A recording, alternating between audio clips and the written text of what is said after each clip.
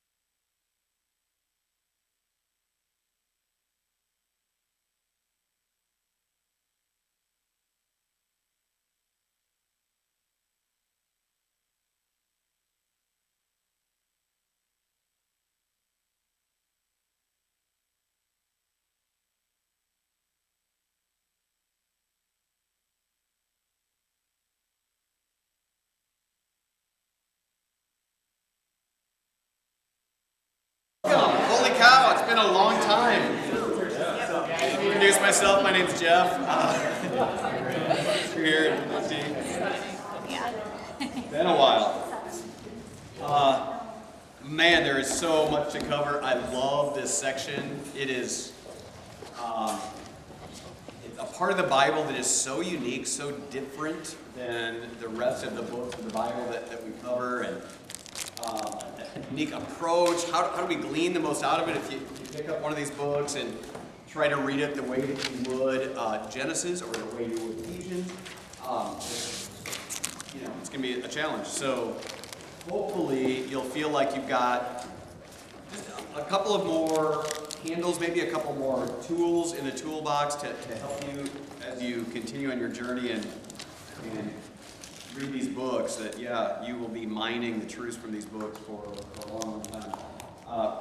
We will, as is our custom, open up the scriptures together. One quick word before we do. You had a couple of different authors that I thought I just want to poke a little bit and encourage you that, again, I've said this, but I want to say it again. We're going to this next term.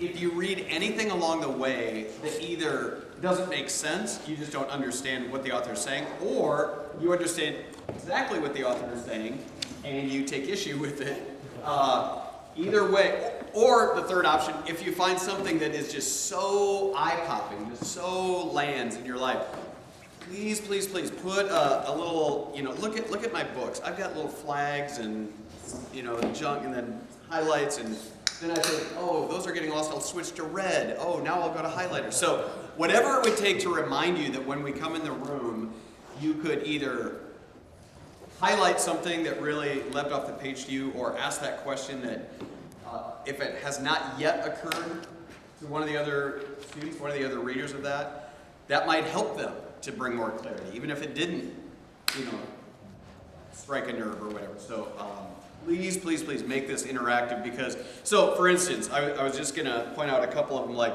Brueggemann. He's the one that letting experience touch the Psalter. He's an interesting dude. Okay, so he's this unbelievable scholar, great Old Testament scholar, very learned guy, but also was ordained, I believe, at least was affiliated with, educationally, academically, with the United Church of Christ. So if you know anything about the United Church of Christ, it is, I think, as you put denominations on the spectrum, the most liberal Protestant denomination in the Western world. And that's by their, that's not an accusation. That's like by their declarations, right? So it's always a mystery when you find these incredible Orthodox scholars landing in such a strange kind of place. But just know that along the way, that it can't help but penetrate into the heart and soul of those scholars. So we're trying to give you a fairly broad reading list, especially some of the stuff that you just get a PDF. We don't make you buy a whole book of it. Because again, I want you to know there are incredible treasures sometimes found in unlikely places. But it doesn't mean you just have to swallow whole everything that's coming at you, or that author and everything that author would ever bring. Some of these are just great selections out of some things, right? So a guy like that, I would say, absolutely. If I thought that he wasn't worth reading, we wouldn't be introducing him, right? But I'm also saying, read with care or whatever. Then Kidner, though, maybe on the other side of that, Derek Kidner is maybe one of my favorite dudes to read. He's this, again, brilliant Hebrew scholar. I mean, scholar in a lot of disciplines, but Hebrew is probably his most solid contribution. Spent virtually his whole life in the church as a rector and teacher in England, in the Church of England. But here's the way, man, this would be like a dream come true. He became the warden of the Tyndale House. So the Tyndale House was this place established in England, I think near Cambridge University. And it was basically, it's kind of like the Iowa Writers Workshop is here in Iowa City. If you get accepted in and you can go actually live in or near this Tyndale House, and just drink deeply of Hebrew scholarship and learning and stuff. And so people would go there for sometimes a short amount of time, sometimes a long part of time. And so I'm talking about guys like J.I. Packer, D.A. Carson, John Piper, all these different guys. I think R.C. Sproul at one time was there. Just different guys would go there to like get immersed. Maybe they were going to study something out of the Pentateuch, or maybe whatever. They had a project in mind. They go, well, he was in charge of this. So think about being the mentor for, John Piper. Come in, boy. I'll teach you some, whatever. Like Wayne Grudem went there. So anyway, this guy just had this incredible, academic mind could lead even the leaders to different new levels of their understanding of the Hebrew Scriptures, but was a mentor and a discipler and just a warm, and you can tell that in his writings. He's always connected to people. So Derek Kidner is one of those guys that, honestly, I would say anything that he's written, if you're building a little library of books and stuff, I would honestly say I've never read anything from Kidner that I wouldn't recommend. So, kind of blanketly, I would just say he's passed now, but not so for very many years. But definitely one. So anyway, you're and then of course Eugene Peterson. Man, I'm just starting to read his.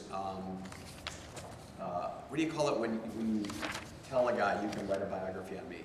It's your, what kind of biography is that? There's a word for it. Anyway, authorized, there you go, thank you. There. Like if you authorize somebody, what would that be called? An authorized biography. Anyway, so his authorized biography, Coach Dermody and I are both reading it together, and just an incredible man of God, had a very imperfect father, a distant father, pretty rough going for a long time through life.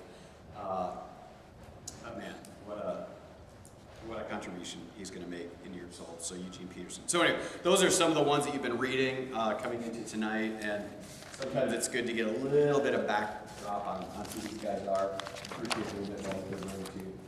All right, grab your Bible and let's stand up together. I'm going to take us to the book of 1 Kings.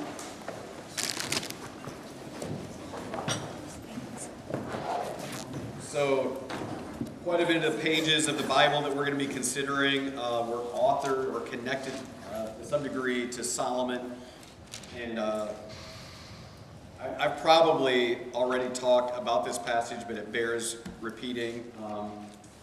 1 Kings chapter 3, the beginning of Solomon's reign. Solomon made an alliance with Pharaoh, and it's really sad, king of Egypt, by marrying Pharaoh's daughter. And so you start off with Kings 3, and I've got, actually in my Bible, I've got ugh, written by that one, like, I'm going to start this, right? So, verse 4, I'm going to drop down to verse 4. The king went to Gibeon to sacrifice there because it was the most famous high place. He offered 1,000 burnt offerings on the altar. At Gibeon, the Lord appeared to Solomon in a dream at night, and God said, "Ask, what should I give you?" And Solomon replied, "You have shown great and faithful love to your servant, my father David, because he walked before you in faithfulness, righteousness, and integrity. You've continued this great and faithful love for him by giving him a son to sit on this throne as it is today. Lord my God, you have now made me your servant, king in my father's place. Yet I'm just a youth, no experience in leadership. Your servant is among your people you've chosen, a people too many to be numbered or counted. So give your servant a receptive heart to judge your people, to discern between good and evil. For who is able to judge this great people?" Now please the Lord that Solomon had requested this. So God said to him, "Because you have requested this and did not ask for long life or riches for yourself or the death of your enemies, but you asked discernment for yourself to administer justice, I will therefore do what you have asked. I will give you a wise and understanding heart, so that there has never been anyone like you before and never will be again." Drop down to verse 28, very last verse of that chapter. All Israel heard about the judgment the king had given. They stood in awe of the king because they saw that God's wisdom was in him. So justice. Now, the reason I jumped to verse 28, when they heard that, oh man, he really has been given this wisdom, what's in between those two things? What's the story that happens between when God gives him that gift and when everybody says, wow, Don't play tug of war with babies. yeah, don't play tug of war with babies, exactly. So here's the reason I'm bringing that chapter up, you guys, before we jump into this. What Solomon asked for from the Lord and was granted was an understanding heart, a discerning heart, a listening heart. The word, when you heard that the Jewish people practice the Shema, the word Shema means hear or listen. By that they mean Deuteronomy 6:4, hear, O Israel, the Lord our God, the Lord is one. Hear. It's just the first word of that declarative statement of their allegiance to the one true God. So this word Shema, hear, what he's asking for is give your servant a listening heart. So that's why it's translated a lot of different, a discerning heart, an understanding heart. What's the CSB? It's like a receptive heart. Let me absorb. I want to be a listener here. So it's interesting because, we'll delve into this a little bit more when we get into the book of Proverbs. Certainly it means give me a listening heart to you. I want to be tuned into your words. But it also means give me a listening heart to the people around me. Give me just a listening heart in general. And so the very first story, 2 prostitutes come before him. 2 women who make their living in the shadows and with deception and lies and everything. And so what does he do to try to figure out how am I going to get the truth out of 2 liars? I'm going to ask a question. I'm going to listen to their response. And after just listening to the response, he's like, oh, I know exactly who the real mother is, right? And so everybody's like, wow, this guy's been given wisdom. Did he just, pepper them with question after question? No, he had a listening ear, a listening heart. So it's so interesting, you guys. Just this last week, I've got a guy help me build this porch thing in my backyard. And I've had really fun relationship with him. He's done some other work with and for me. And he's not a believer. We had some great conversations about the Lord. Anyway. Last week he was out doing some stuff and I went out to help him and it ended up taking me a lot more time than I had expected. And so before we got done I said, hey John, here's the deal. I've given you a few hours and man, that's time I should have been working on my sermon for Sunday. So here's the deal, you got to help me out. You got to help me write my sermon, man, And he's like, oh yeah, I said, no, I'm serious. You got to help me write my sermon because, So anyway, he goes on, he leaves. So that night he texts me. And this is not uncommon that late at night he'll be thinking and he'll start texting me. He goes, hey, I want to help you with your sermon. You asked. Well, here's what he said. This guy doesn't read his Bible, doesn't claim any allegiance to the Lord. He said, I feel like you listen to me. I think Christians should listen.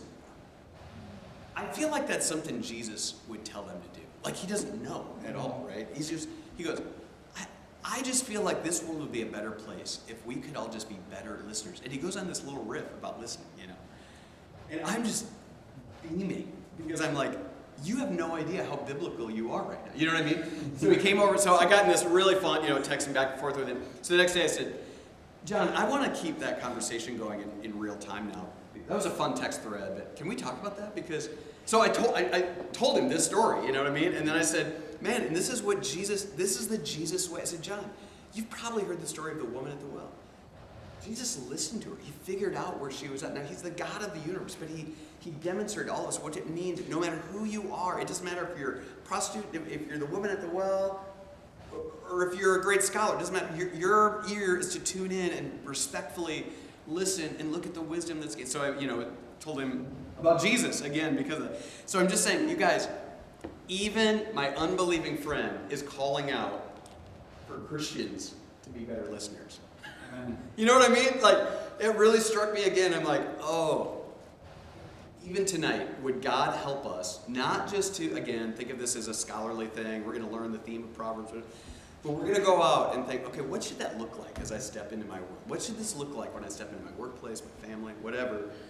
I want to have my ear tuned to have a shema, a lev shema, a listening heart, a heart that listens. It's literally a heart that listens. As God would teach us tonight. So let me pray for us. So Lord,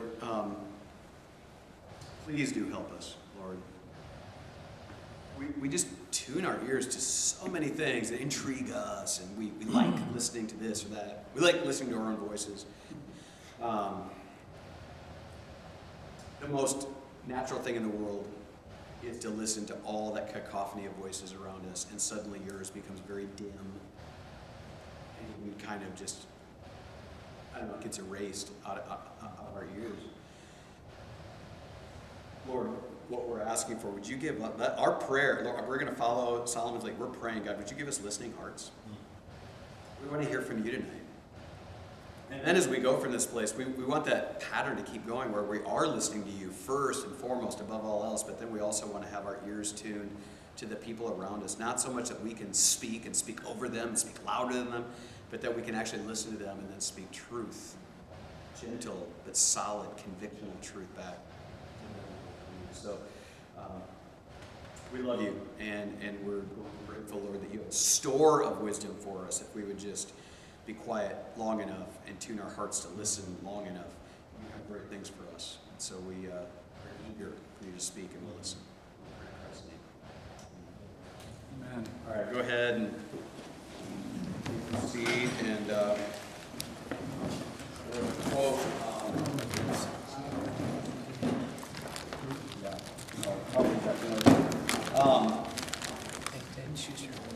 So we are going to start, and actually, I know a lot of you guys probably are already familiar with the Bible Project videos, but I'll at least do this one. We might get to a couple more. I at least want you to see, how many of you guys have seen the Bible Project video about Proverbs?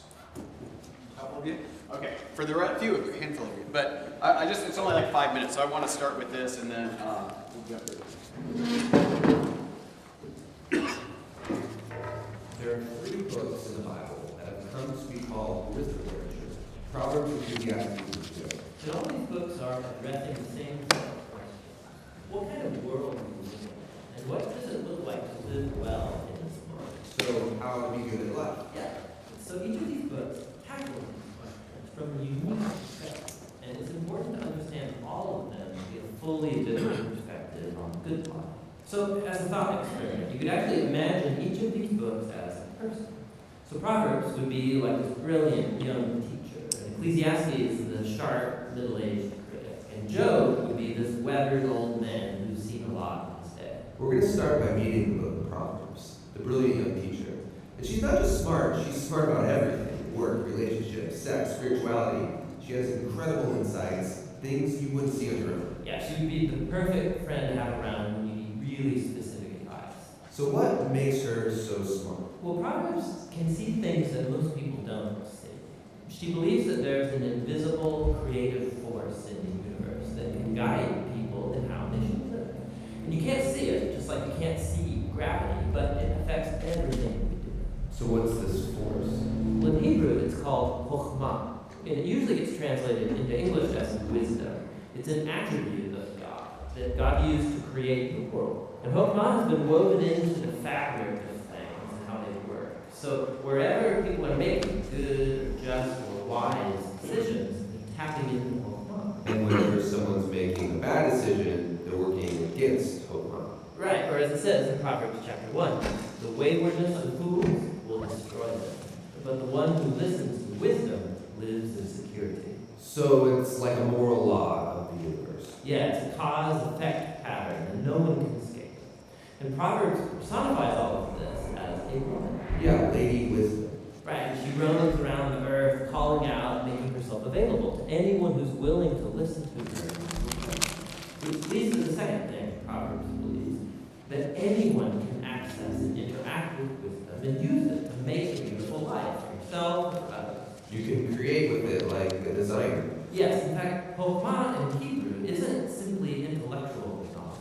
The word is also used to describe a skilled artisan who excels at their craft, like woodworking or stonemason. So you show you possess chokhmah when you put it to work and develop the skill of making a good life.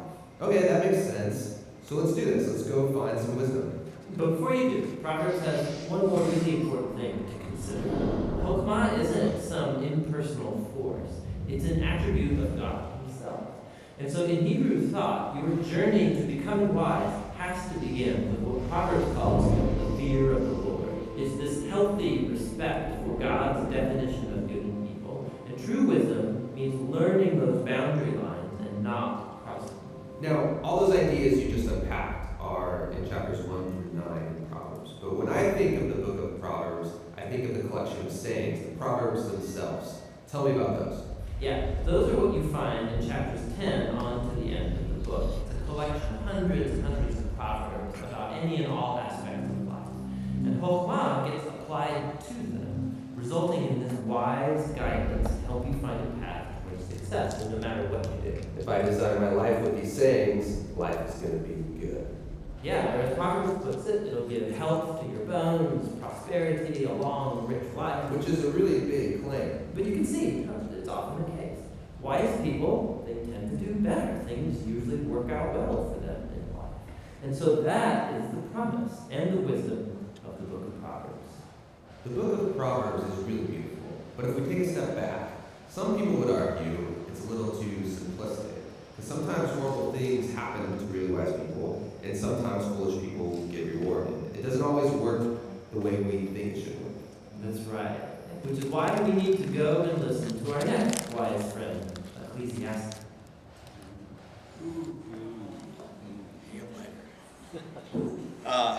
Yeah, they just do such a great job, the Bible Project.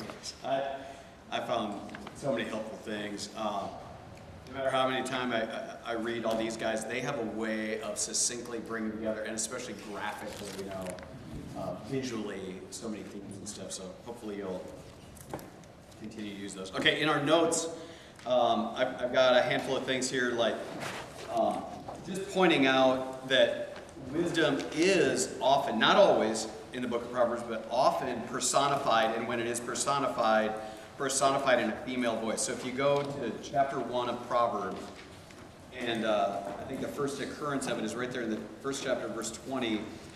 Wisdom calls out in the street. She makes her voice heard in the public squares. She cries out above the commotion. She speaks at the entrance of the city gates. She's begging people to come. It's not that God hides wisdom and you have to go on a scavenger hunt to try to find it. He personifies Lady Wisdom, just calling out, just come. Anybody who wants this, I'll give it to you. I'm glad to give you, riches of wisdom, and but often in a female voice. I've got this little quote out of one of the apocryphal books, Sirach, and it captures much of the same. In fact, often apocryphal books, rarely is there stuff in the apocryphal books that is just crazy, outlandish, heretical. There is some of that. Not a lot. Most of it is just kind of a repeat. It's like somebody else had read maybe Proverbs or something, rewrote it, and that kind of thing. So you can get a good example of it right here. This was written about 200 BC. She made among human beings an eternal foundation, and among their descendants she will abide faithfully. To fear the Lord is fullness of wisdom. She inebriates mortals with her fruits.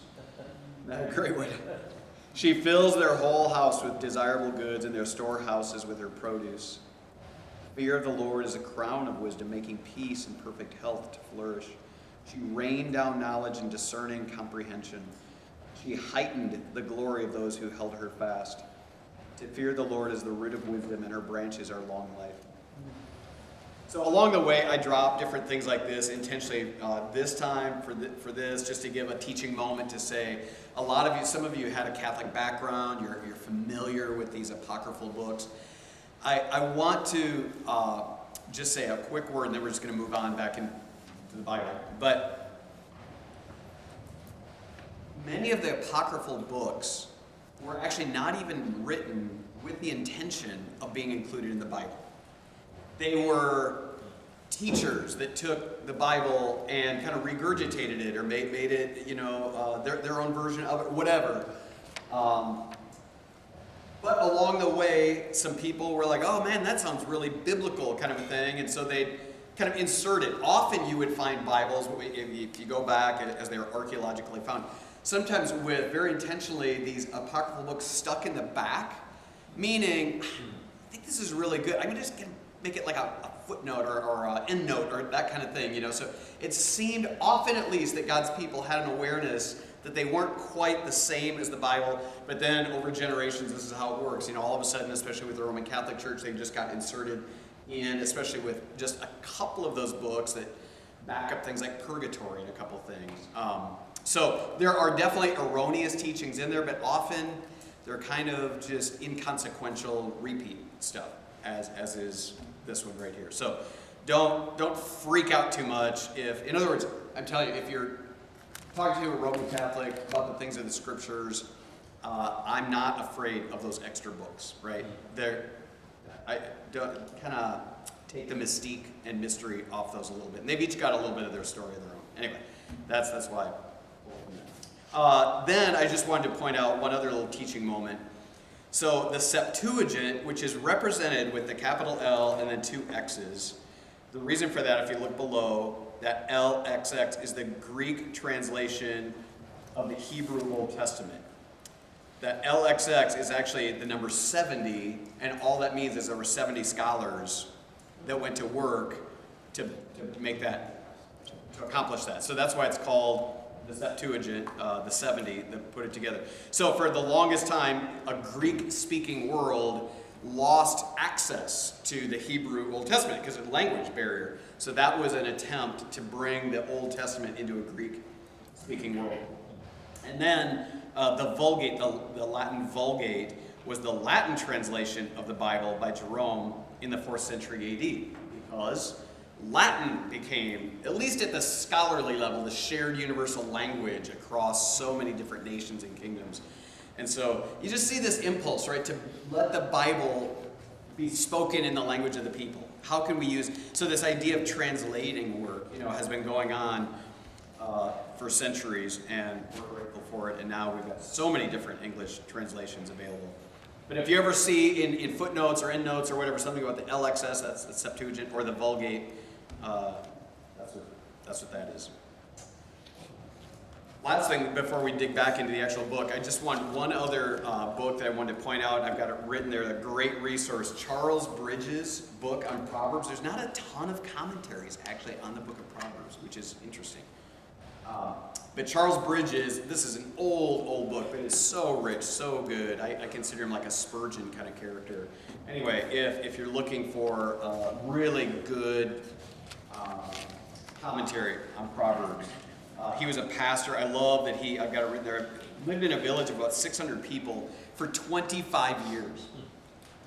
Just this faithful dude, just loving his community, teaching the Bible, writing a big comment that I'm still carrying around to this day. Like, you guys, we don't seek for greatness, seek for faithfulness. You know what I mean? I got to, our church was given the privilege of just pouring a watering can on the seed up in Dubuque. We got to launch officially the Veritas Church Dubuque yesterday. And I'm just this gathering, I suppose there were about 100, a little over 100 people in this little chapel, and the worship wasn't a worship. Grant helped lead worship. It was just this beautiful time of worship and opening the Bible together, and then we had communion together. But you're sitting there like, oh my word, this town, another gospel witness in this town, and there's neighbors all around, and there's new stories. Even her nephew and his just got married a couple weeks ago. She's about ready to give birth. There's a story, story going on. They came, and they're getting introduced to this church because they live in Dubuque. I mean, who knows what new stories are going to emerge? Let's just be faithful. How many communities just need a gospel witness? And anyway, this came from a scholar who was also a dear pastor. So, how to read Proverbs. We were just back in 1 Kings where he asked for this listening heart. So now I've got the Hebrew there. If you're just interested in seeing what the Hebrew of Lev Shema looks like, it's the 3-letter word so you read Hebrew right to left, and that 3-letter word is that word Shema. The first letter of it looks like a W kind of. Anyway, that's Lev Shema. Sometimes it's kind of interesting just to see. But I want you to see it now. So open the book of Proverbs. I want you to see how that 1 Kings passage absolutely informs this book. So Proverbs 1. The Proverbs of Solomon, son of David, king of Israel, for learning, wisdom, and discipline, for understanding insightful sayings, for receiving prudent instruction in righteousness, justice, integrity, for teaching shrewdness. I mean, just look at what he's stacking. You want any of this? You want some righteousness, justice, integrity, shrewdness? To the inexperienced. Knowledge, discretion to a young man. It's like, yes, I want that. Here it is. Here's how you get it. Let a wise person listen. Right? Isn't that amazing? Like, you want this package of unbelievable assets, in your life? Here's the key to unlock it all, right? Listen. Not just shocking how simple Proverbs is going to be for an increased learning. Let a discerning person obtain guidance. See, that word discerning comes from the word Shema. For understanding a proverb or a parable, the words of the wise and their riddles.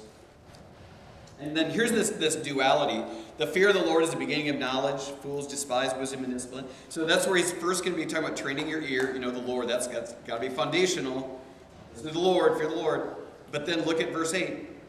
Listen, my son, to your father's instruction, and don't reject your mother's teaching. So there you've got, again, that both vertical and horizontal thing going on right away, right out of the gate, right after he said that. Have a listening heart to God, to others. So go in Proverbs to chapter 4 with me to just hold on to this idea of listening to God's wisdom. Go to chapter 4, verse 20. My son, pay attention to my words. Listen closely to my sayings. I don't know if you guys, how many of you have children, but I remember when my kids, if they were preoccupied or something else, hey Seth, I need your eyes. I need your eyes. Okay, that's what he's kind of doing. Like, hey, right here, pay attention right now. Listen closely to my saying. Don't lose sight of them. Keep them within your heart. They are life to those who find them, health to one's whole body. Guard your heart above all else, for it is the source of life. Now that idea, listen to me. He's calling him, pay close attention to me, and guard your heart, because there's going to be other voices coming at you. So that's what I was going to do. Proverbs does both the positive side, proactively listen to God's voice and listen to wisdom, and then negatively refuse to listen to competing voices. Proverbs is going to have a lot of that kind of duality, I guess. Listen positively and then don't listen to competing voices. If you remember right, I'm going to read for you back in Genesis chapter 3 when the Lord is confronting Adam and Eve. He says in verse 17 of chapter 3 to Adam, he said to the man, because you listened to your wife and ate from the tree about which I commanded you, do not eat from it. The ground is cursed because of you. Now, understand, it's not because God is at that point calling Eve the scoundrel. What he is saying is, oh, you made a choice right there. I had spoken clearly to you about this tree. You listened instead to the voice of your wife. Therefore, this is all come upon you, right? There's just that right there in the opening pages, right, is that Proverbs wisdom of train your ear to God and don't let any contradictory voices insert themselves. So again, back in Proverbs 1 then, we just said that. Listen, my son, to your father. Don't neglect your mother's teaching. That's in verse 9. And then look right away at verse 8. Look at verse 10. My son, if sinners entice you, don't be persuaded. Don't listen. Don't go to... If they say, oh, come with us, let's set an ambush, let's kill someone, let's attack some innocent person just for fun. Let's swallow them alive like Sheol, whole, like those who go down to the pit. Oh, we're going to find all kinds of valuable property. Fill our houses with plunder. Throw in your lot with us. We'll share the loot. My son, don't travel that road with them. Don't set foot on their path. Their feet run toward evil. They hurry to shed blood. Right? Verse 10, such are the paths of those who profit dishonestly and takes the lives of those who receive it. So, you guys, right away, right out of the gate in Proverbs, and this is so important, you guys, that we hear this.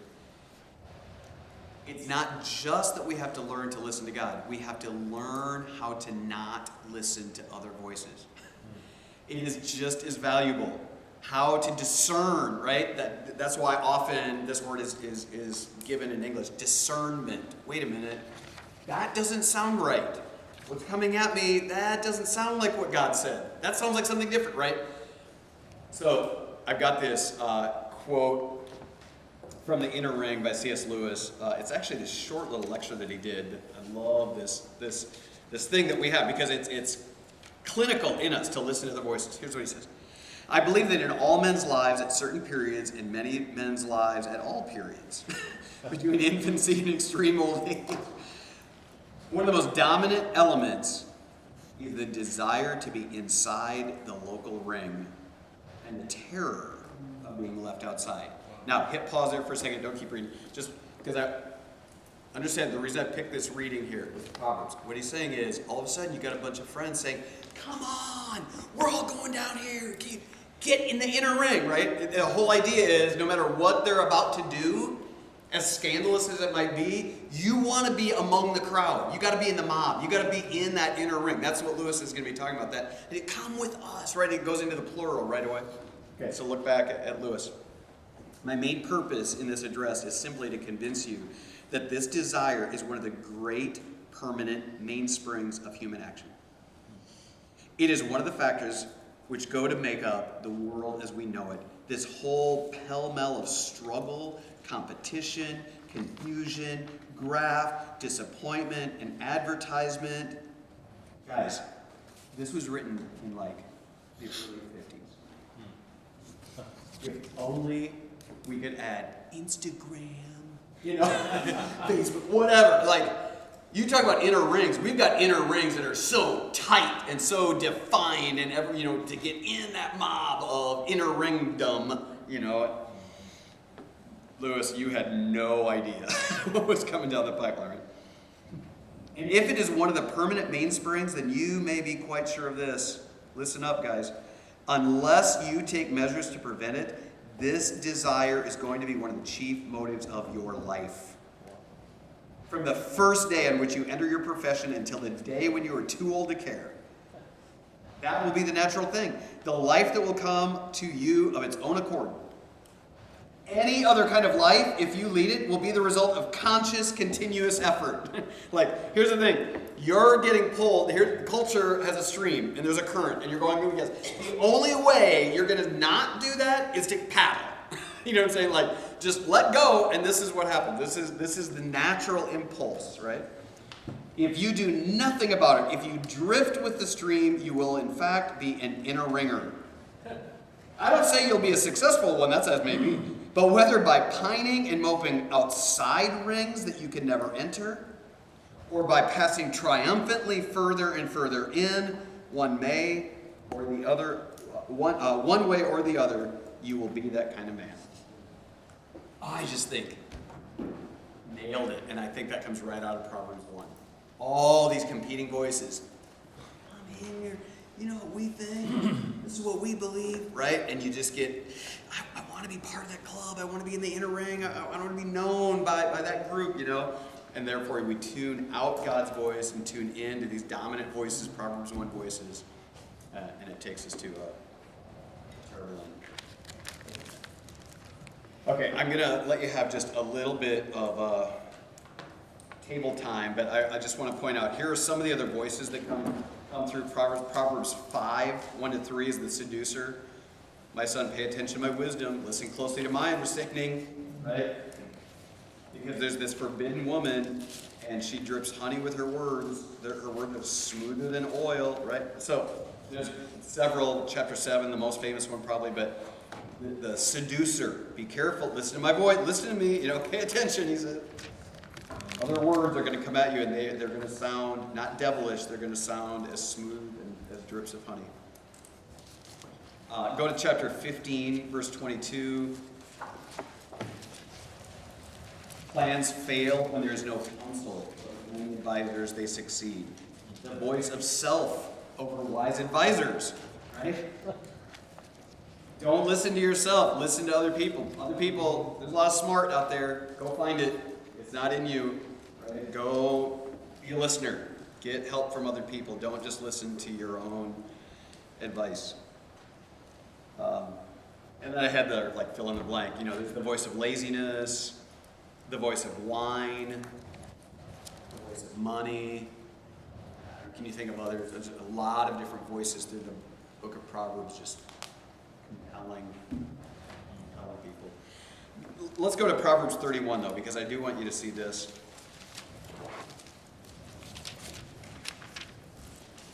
Maybe you've already seen this, but it's worth pointing out. Proverbs 31, the words of King Lemuel, a pronouncement that his mother taught him. Guys, Proverbs 31 is a mother teaching her son. These are the words of a woman that the son is just repeating and writing down. In fact, when you get to verse 10 and all the way through the last part, that is a Hebrew, what do you call it? Acrostic? Acrostic, thanks. I was like, a word. Acrostic. So it's like the alphabet, A, B, C, D. Every line starts with a successive Hebrew letter. That's the first word of that next phrase. In other words, to be memorized by even a little child. The way you learn your ABCs is by learning this. This is a mother teaching her son all about this. So I was thinking about that, and I'm thinking about, the great scholar St. Augustine. If you ever read a biography about Augustine, or read his own biography called Confessions, you'll hear about the significance of Monica, his mother. He was this wayward, just renegade of a punk, literally running. Like he would run away from home all the time, and she would find him. You guys, it's crazy how many times he would slip away, and even at night he would go and try to, and somehow it was like a ghost. She would haunt him and find him and bring him back, and just pray over him. And finally, he came to Christ and became what all of us in God's church know of St. Augustine or St. Augustine, right? This incredible power of messenger of God's grace. But the only way that we have Augustine, from a human vantage point, is the godly mother that taught him and chased him and never gave up and gave him that foundation that he didn't even want, but finally, and then the last few years after he gave his life to Christ, they had just a precious little window of time to be able to enjoy life together, and she would just teach him.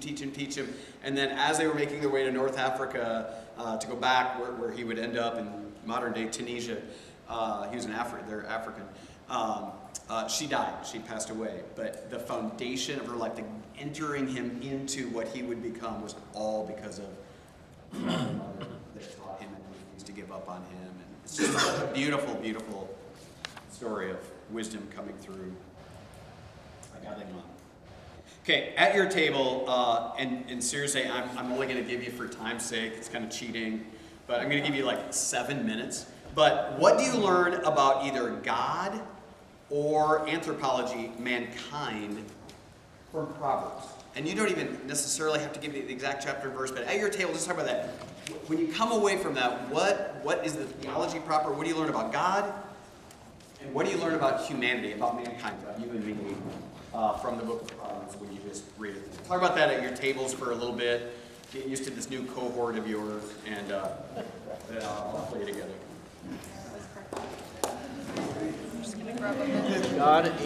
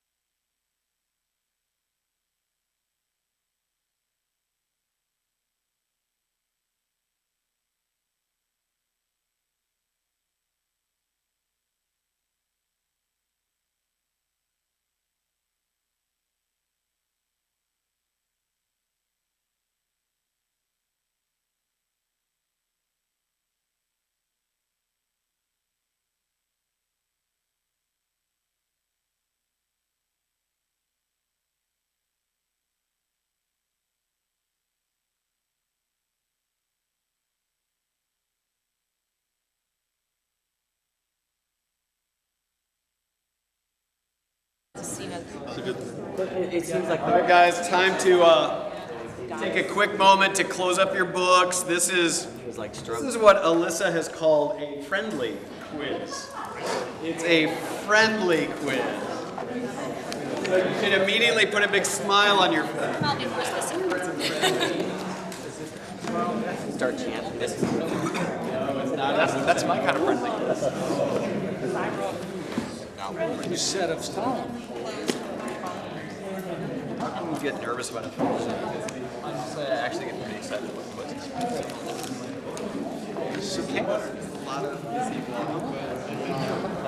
I'm not supposed to accept.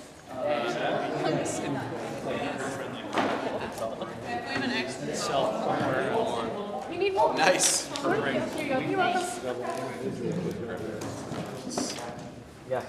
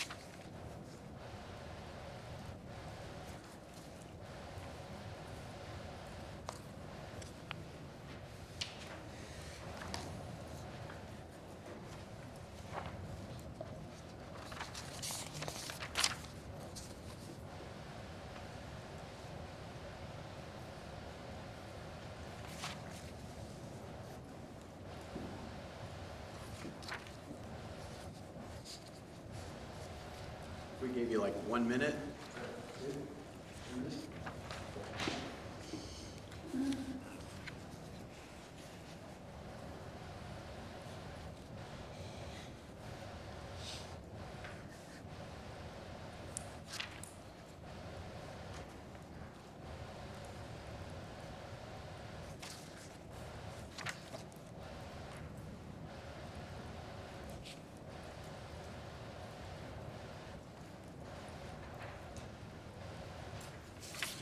All right. Are we ready to go through it? No. No. Not ready yet. Take some more time. I so set you up for that. All right.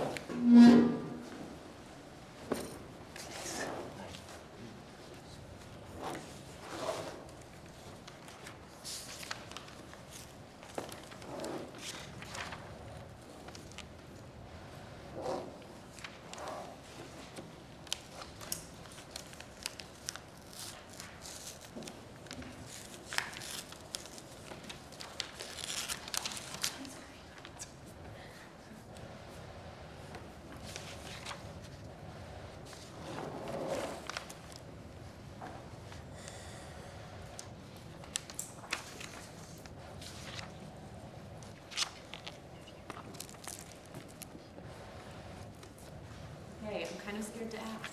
Do we feel like maybe? No. Okay. No. Take your time.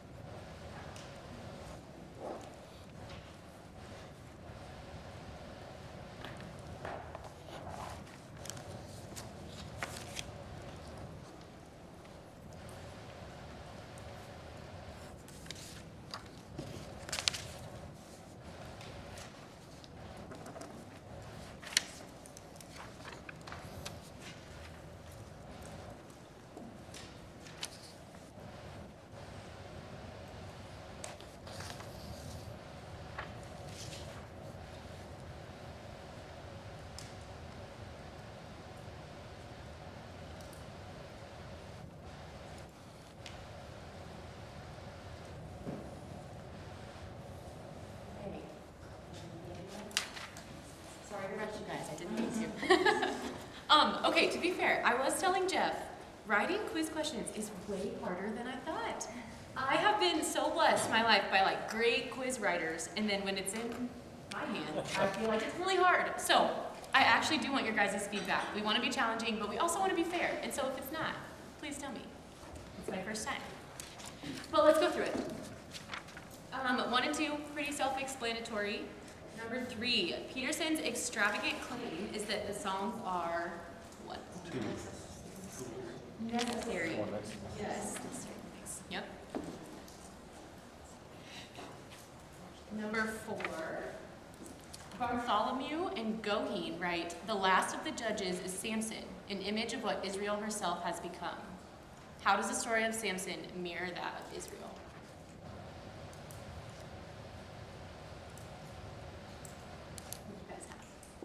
I suppose to put it into like nicer terms. Okay, so he followed after like foreign idols, and like Israel desecrated the free powerless carvings of the nations. There are nice ways to put it. Right. Very nicely said. Yes. Anyone have anything different? The basic idea that Samson was set apart, right? That he was consecrated to God, just like Israel, yet denied that set apartness. Number 5, what is one way that you were led to worship while reflecting upon your assigned scripture reading? I would really love to know that.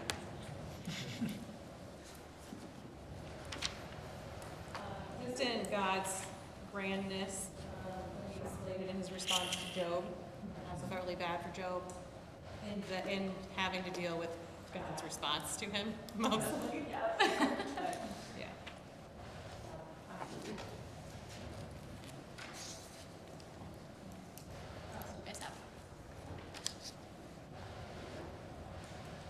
I like how Psalm 39 and Psalm 88 really get raw. They weren't specifically in it, but they were mentioned in some of the reading. They just get raw as far as bringing your issues to God. And there are a lot of times when I try to respectfully enter in, although the things in my heart might be a little bit uglier than what I'm trying to speak.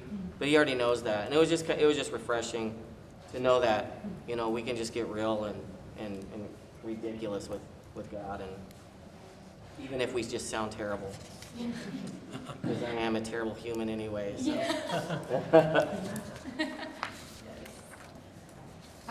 She agreed.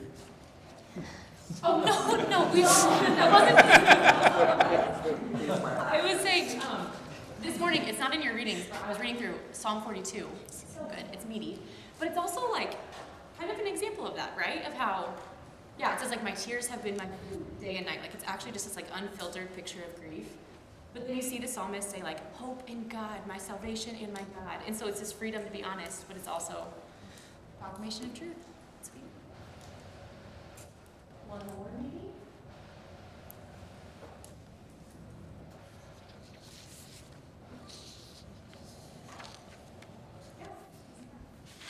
I've always loved Job, or for a long time I've loved Job, and I was just thinking about how I can and must learn to trust God more. But if I am earnest to seek Him, He doesn't turn me away, even if I think I've got a bone to pick at a particular moment. Absolutely. He's good. He's a better person than I am. Yeah. Yeah, that's a good word. All right, number 6. Match Brueggemann's sort and condition with its description. What did you guys have for being securely oriented? Being painfully disoriented?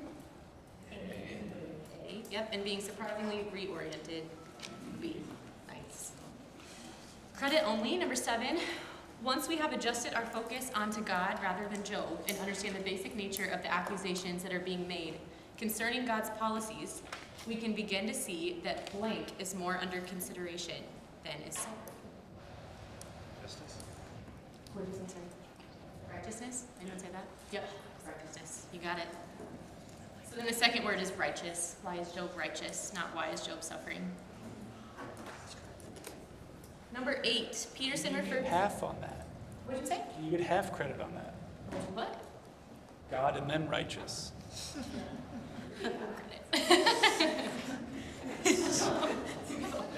Number 8. Peterson refers often to the megaloth, which we recognize under the canonical names of what? Ruth is one of them. Nice. Esther. Lamentations. Song of Songs. Ecclesiastes. Good job, guys. Number 9. God used the blank to offer guidance to his people in troubled times.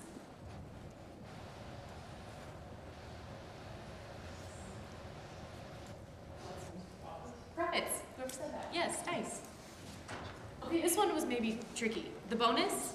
Kidner details 2 interpretations of Ecclesiastes. What's the distinction between the two? Does anyone have that? Yeah, Brett. Cola the author either explaining his own meaninglessness and how he made that right through a belief in God versus Kolef, the author, explaining meaninglessness through a secular understanding. Yep, absolutely. Those are the two. So it's a debate with himself or a challenge to the secularists. Yeah, that was better. No. I cheated. I had it written down. Okay, that is it. If you guys want to give it to one person at your table, I can come around and pick them up. Really quick, if you want to grab your logistics sheet, I just have a couple things to say about it.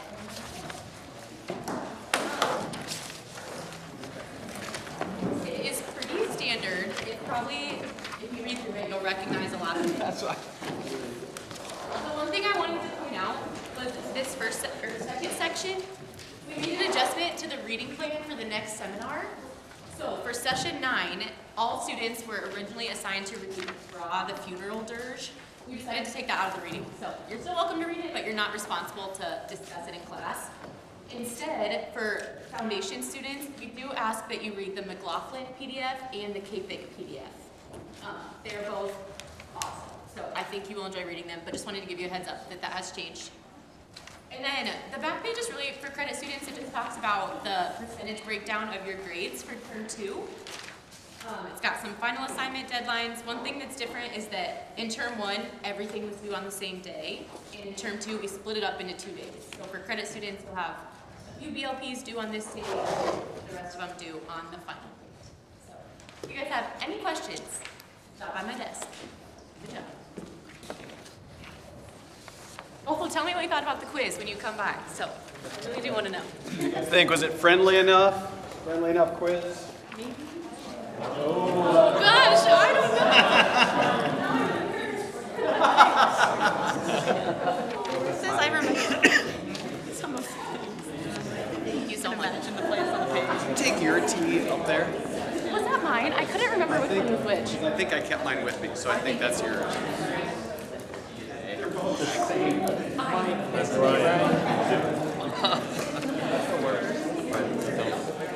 wipe. All right, let's, I'm gonna do this. We're gonna be transitioning to Ecclesiastes, but before we do, man, we kind of rushed through Proverbs, and there's a lot in there, but it's just a little bit more accessible, I guess. That's why I planned it that way. But I don't want to quickly rush into Ecclesiastes, which is on the other side of the spectrum, very difficult to interpret. Any questions or highlights or anything from Proverbs, or you're reading about Proverbs that I just kind of skipped on by? Anything at all? I hope you guys do make a habit of reading Proverbs. I mean, it's right now in the Bible reading plan that I'm going through with some guys, we're reading through Proverbs is on the plan. And man, every day, like today, in fact, one of the guys took one aspect and specifically applied it to himself and to each of the others in this reading group. You know what I mean? And just beautifully, because there's something just so direct line applicational. So many of the Proverbs, right? So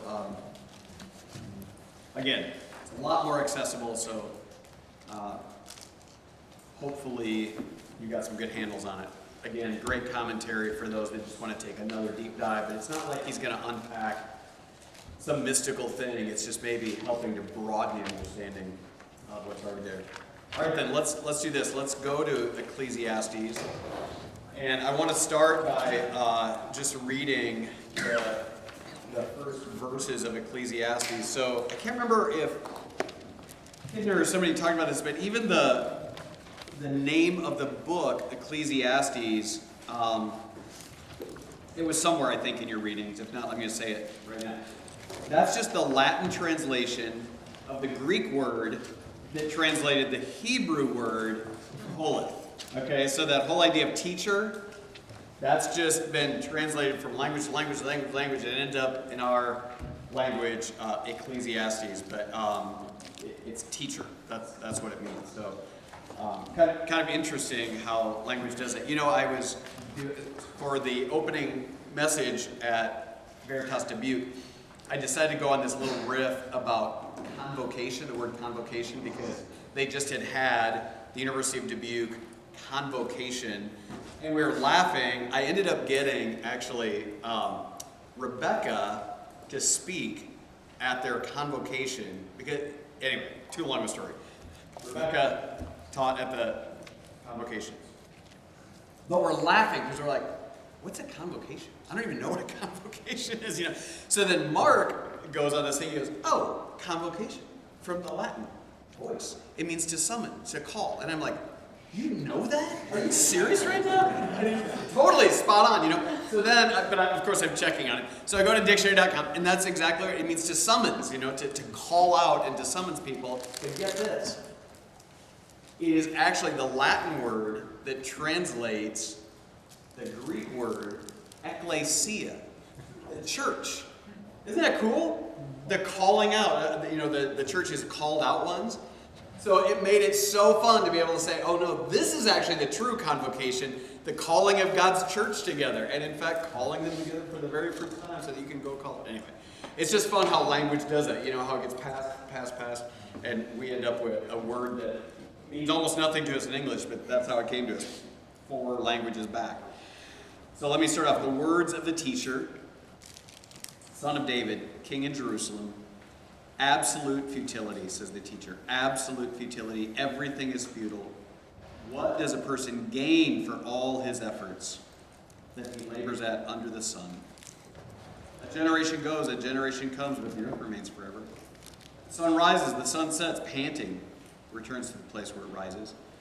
Gusting to the south, turning to the north, turning goes the wind, and all the wind returns in its cycles. All the streams flow to the sea, yet the sea is never full. To the place where the streams flow, there they flow again.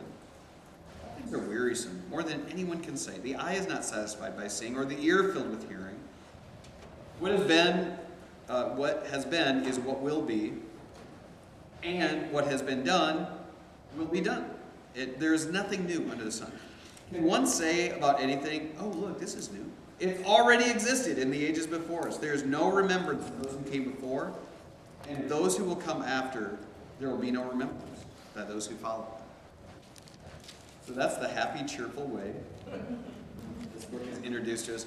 But even that verse 11, you guys, it's a sobering reality. We, as humanity, I'm saying we, humans, work so hard to make our mark, make a difference, leave this world a better place, whatever. All these kind of pithy statements that we have about that. The reality is, no one will remember. How many of you can remember the full name of your great-grandparents? A handful. Some of you are really into genealogies and stuff, and so that's. I'm saying, we are talking about a couple of generations, right? 3 generations.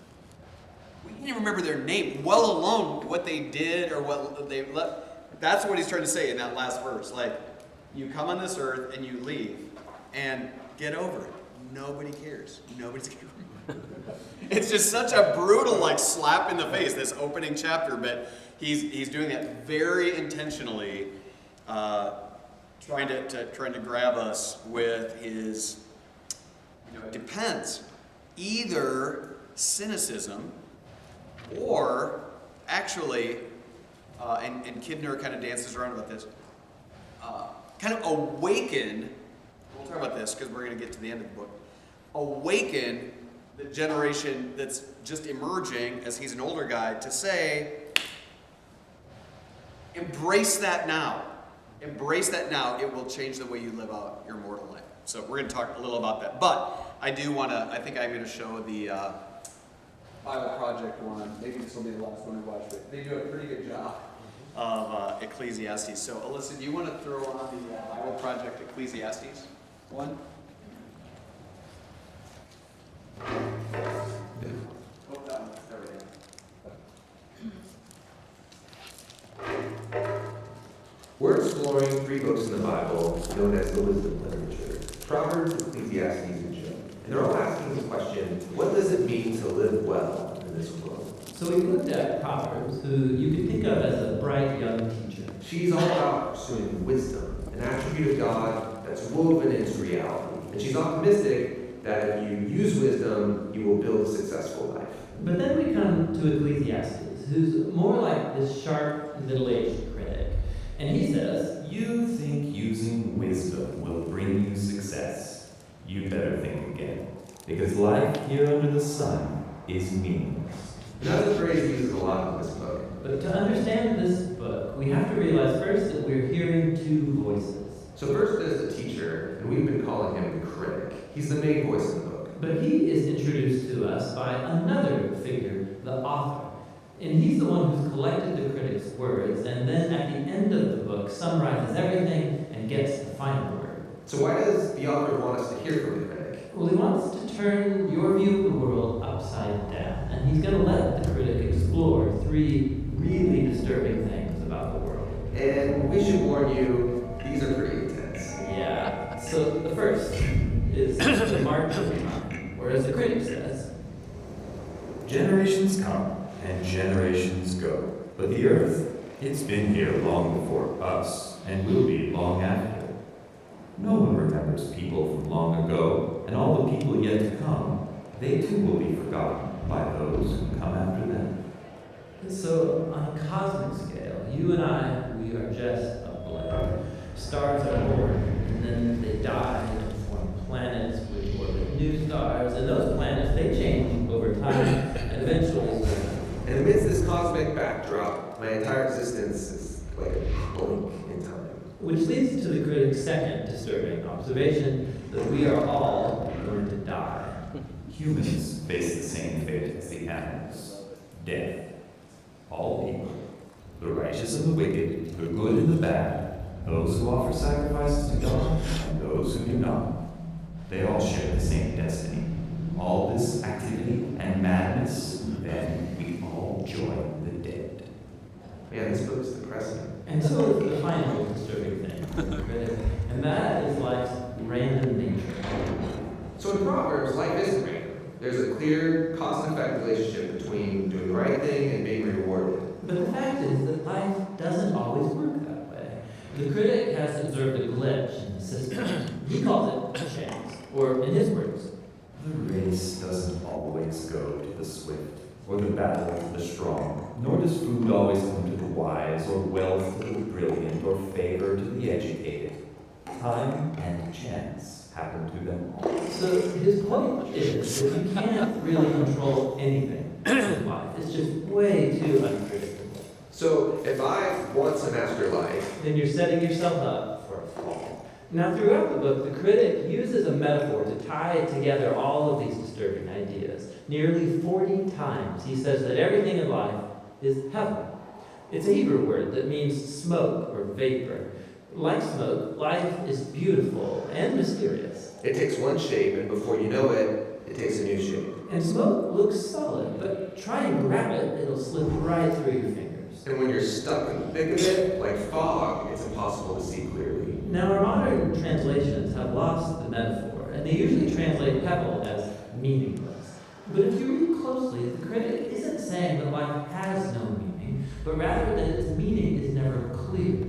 Like smoke, life is confusing, it's disorienting and uncontrollable. So what are we supposed to do with all Well, surprisingly, the critic first of all acknowledges the perspective of Proverbs. He says it's a really good idea to learn wisdom and to live in the fear of the Lord. of it? Really? I mean, he just said that doesn't guarantee success. But he knows it's the right thing to do. But secondly, and more often, he says that since you can't control your life, you should stop trying. Learn to hold things with an open hand, because you really only have control over one thing, and that's your attitude towards the present moment. Stop worrying, he says, and choose to enjoy a good conversation with a friend, or the sun on your face, or a good meal with people that you care about. The simple things in life. Yes, and both the good things and the bad, because both are rich gifts from God. And that's the surprising wisdom of Ecclesiastes. Listening to the critic is painful and can lead you into some dark places. And that's why the author speaks up at the end of the book. He doesn't want you to lose hope, he wants to make you humble. Into someone who trusts that life has meaning even when you can't make sense of it. That one day God will clear the heaven and bring his justice on all that we've done. And so he tells us that the proper response to all of this is to fear the Lord and keep his commandments. And that's the book of Ecclesiastes. Now, there's one more voice. It's helpful. So, whoa, there we go. You guys can't read or see, but yeah. So let's look again. I got in your notes just the opening line from the first couple of verses there. You've got that word teacher again. That's a key word. It's interesting that he, talks about being the son of David. It's both an identifier, just that was kind of a typical way to introduce yourself. Family lineage was really important to the Hebrew mindset. But think about son of David. David was a godly man of God's own heart. Gave us many of the Psalms, etc. But what kind of a father was he? Pretty poor father, right? So I think that's interesting. He's the son of David, but we know that wasn't a great example for him of the way to live out a godly life. But then he calls himself the king in Jerusalem. So understand, when Solomon does take the reign from David, it is a vast empire. In fact, it will never be as vast again in history as when he had it. So wealth, again, the prosperity, unfortunately, of women, the concubines, the wives. He was brilliant. We've already seen that. God gave him a discerning heart. I mean, it's the kind of thing, if you've ever wondered what would it be like to truly be on top of the world, to truly have it all, to truly be as successful as you possibly can on this planet, Solomon, by almost any account, was exactly that, right? And is why it gives him a great vantage point to offer this book. And so that he goes into absolute futility. So that word hevel is interesting because it's 5 times there. So the way that Hebrew can sometimes emphasize a word is just by repeating it. So what you've got in those couple of verses there is hevel, hevel, says the teacher, hevel, hevel, everything is hevel. 5 times in order to, like, you're drowning in hevel, right? And then he goes on to use it 38 times or something like that throughout the rest of the book. So what does a person gain after all of his efforts? He says efforts is a word, a Hebrew word for monotonous toil. Like, I work, slave, every day I have to wake up, I work some more, right? But the interesting phrase that he has there at the end of verse 3 there is that he labors at under the sun. The really key phrase because he's actually talking very much about the domain of human existence. That's a really key phrase because he's saying, I'm going to give you a human experience here, right? He'll use that phrase 30 times throughout the whole book, meaning I'm talking about life as it exists until you get to chapter 12, under the sun. So he's at the end of his life, he's had it all, and now, boom. So, okay, one of my favorite parts of teaching VST is I get to take liberties like I'm about to. So, I am a big fan of the Godfather movies. And now, I'm also going to say right now, strike that out of the record if you're offended by it.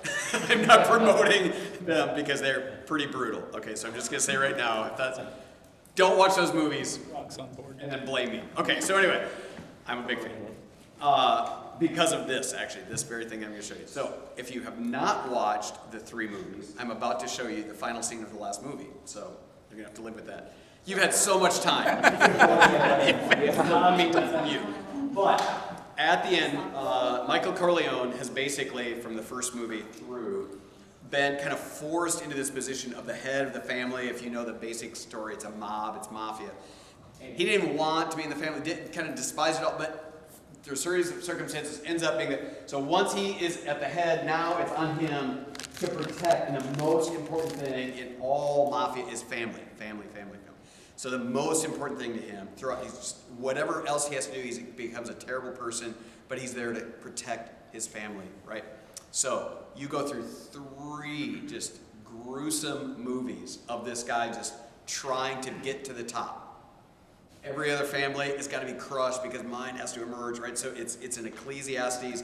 I'm going to be the wealthiest. We're going to get ahead of every market, gambling, drugs, whatever it takes. We've got to keep building this empire and crush all other comers. At the very end of his life, what you're going to see in this, there's a guy from another mob family that's going to try to take him out, but instead, I'm just going to tell you who it is, it won't make sense otherwise, actually takes out his daughter that he has just treasured more than anything on this earth. And then what you're going to see are flashbacks where the other women in his life that were so valuable that he saw everything were ripped out of his life, and there you're going to see him right at the end. It's Ecclesiastes moment. So anyway,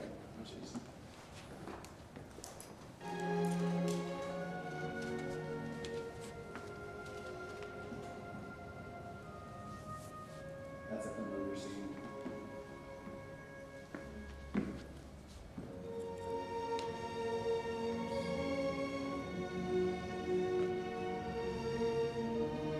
Remembering how much he loved his daughter.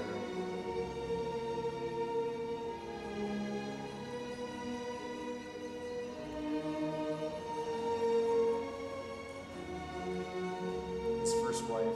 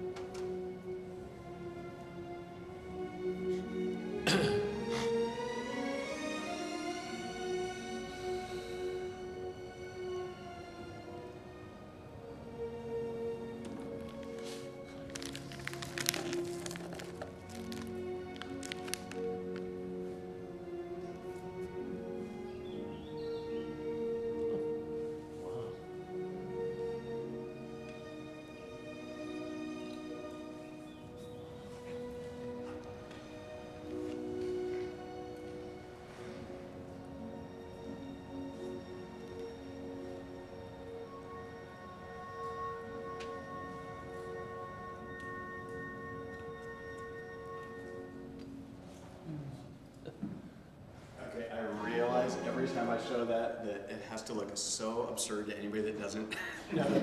I literally am holding back tears right now. I'm all misty every single time. And I know, if you haven't seen it, you're like, that. I want to laugh out loud, but he's having a moment over there. Because you saw every time he had one of those family members, he just holding her so tight, so valuable, and everything was just to build this everything. And so to see him utterly alone at the end, utterly, no one around, the big family, Italian home, Sicilian home, nobody's here, by himself in the yard, falls over. Even the little puppy doesn't care. He dies, and that's it, and black.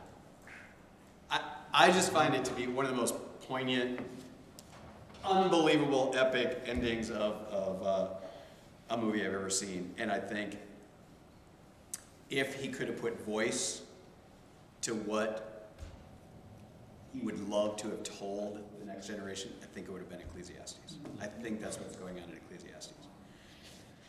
Another example of that is Vincent van Gogh. This was one of the last. Didn't I give this to you for your wedding? You did? What a terrible wedding gift!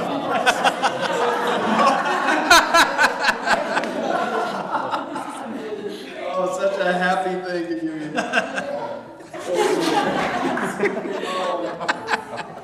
So, I think I've got this written into your notes, but he first did like a chalk rendering of this, like, earlier on in his life, and he did a lot of that, just found common people and would do that. But he brought it into full color just before his death, which likely he died of suicide. I don't know if you guys have seen the movie At Eternity's Gate. That's the name. That's actually the name of this painting, Eternity's Gate. An incredible movie about Vincent van Gogh. Here's what he says about his own painting at Eternity's Gate. This is what I just love. A lot of times in modern art, well, what do you think it means? Let's interpret it to you. No, let's go to the author. What does he say about it? Here's what he says. It seems to me that a painter has a duty to try to put an idea into his work. I was trying to say this in this print, but I can't say it as beautifully, as strikingly as reality, which this is only a dim reflection seen in a dark mirror. That is, it seems to me that one of the strongest pieces of evidence for the existence of something on high, in which Millet believed, namely in the existence of a God and an eternity, is the unutterably moving quality that there can be in the expression of an old man like that, without his being aware of it, perhaps, as he sits so quietly in the corner of his hearth. At the same time, something precious, something noble, that can't be meant for the worms. This is far from all theology. It's simply the fact that the poorest woodcutter, heath farmer, or miner can have moments of emotion and mood that give him a sense of an eternal home that he's close to. Isn't that powerful? Here's Van Gogh, not a Christian, not pretending to theologize in this moment, but he's saying, I can't, as great of an artist as he knew he was, I can't put onto this canvas what I see, what I just look at an image bearer, the simplest human that I can find on this planet, in a moment can give me the idea that they are aware that they are that close to eternity. They were not just meant for worms. There's something beyond this, right? Which is why he called it At Eternity's Gate. We are at the gate of eternity. And this realization, though haunting for him, and to my knowledge, didn't ever embrace Christ and the one that could grant him entrance. But, like it says in Ecclesiastes 3, 3:11, he has made everything appropriate to his time. He has also put eternity in our hearts. that no one can discover the work God has done from beginning to end. There's something that God has done in putting eternity in the hearts of all of us. We know that we're meant for something beyond. So even when you go to the last chapter, we'll spend a little time looking at the last chapter, chapter 12 of Ecclesiastes.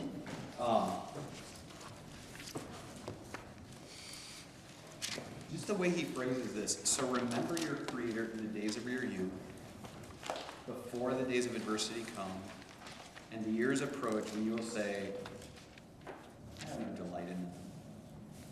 For the sun, the light are dark as the moon and stars, right? Before everything comes, before the final closing curtain. So you get the idea in that verse that he's an older man, and he's reflective, he's thinking back on his life. And honestly, you guys, I get that now. I mean, I'm 59, I'll be 60 before we're done with VST this year.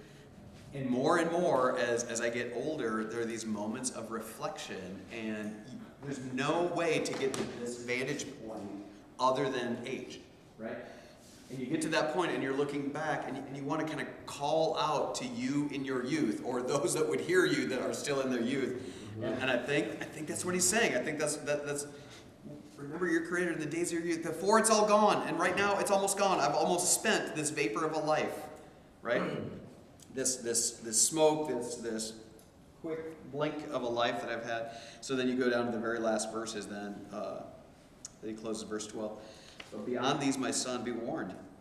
And there's no end to the making of many books. Much study wearies the body.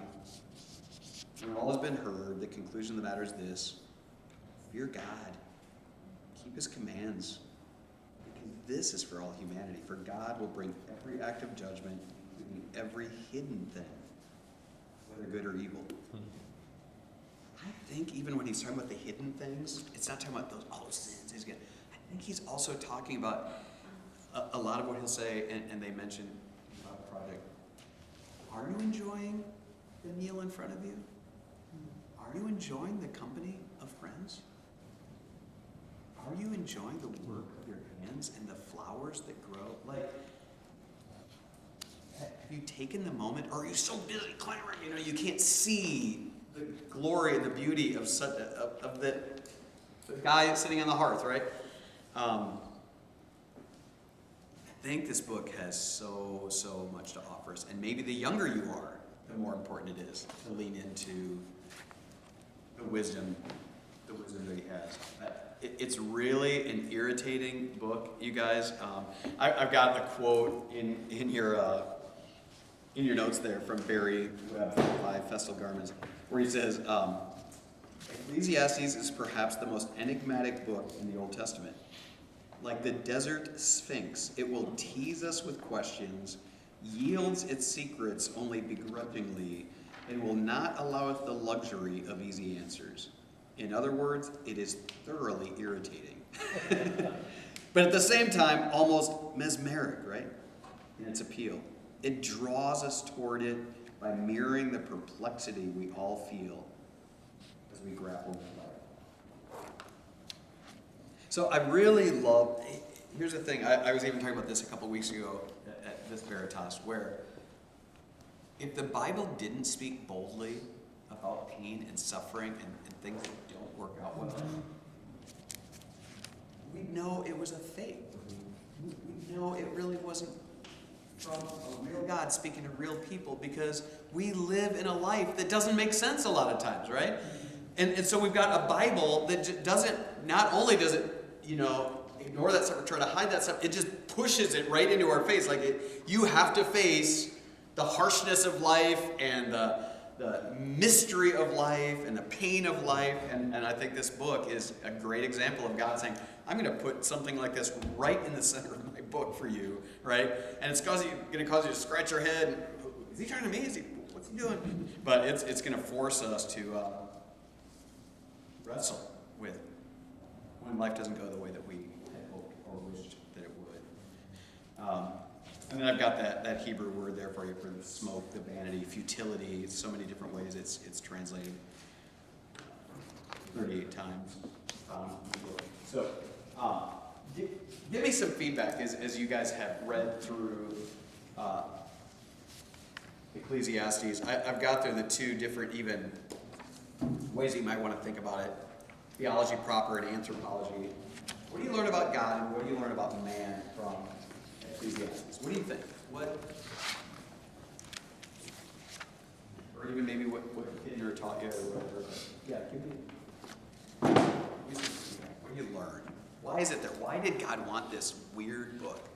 I think about man, the things we think are so important oftentimes really aren't that important. I think for me, it like gives me pause for just recollecting and reevaluation and prioritizing what should be prioritized. Totally. What else? What do you think?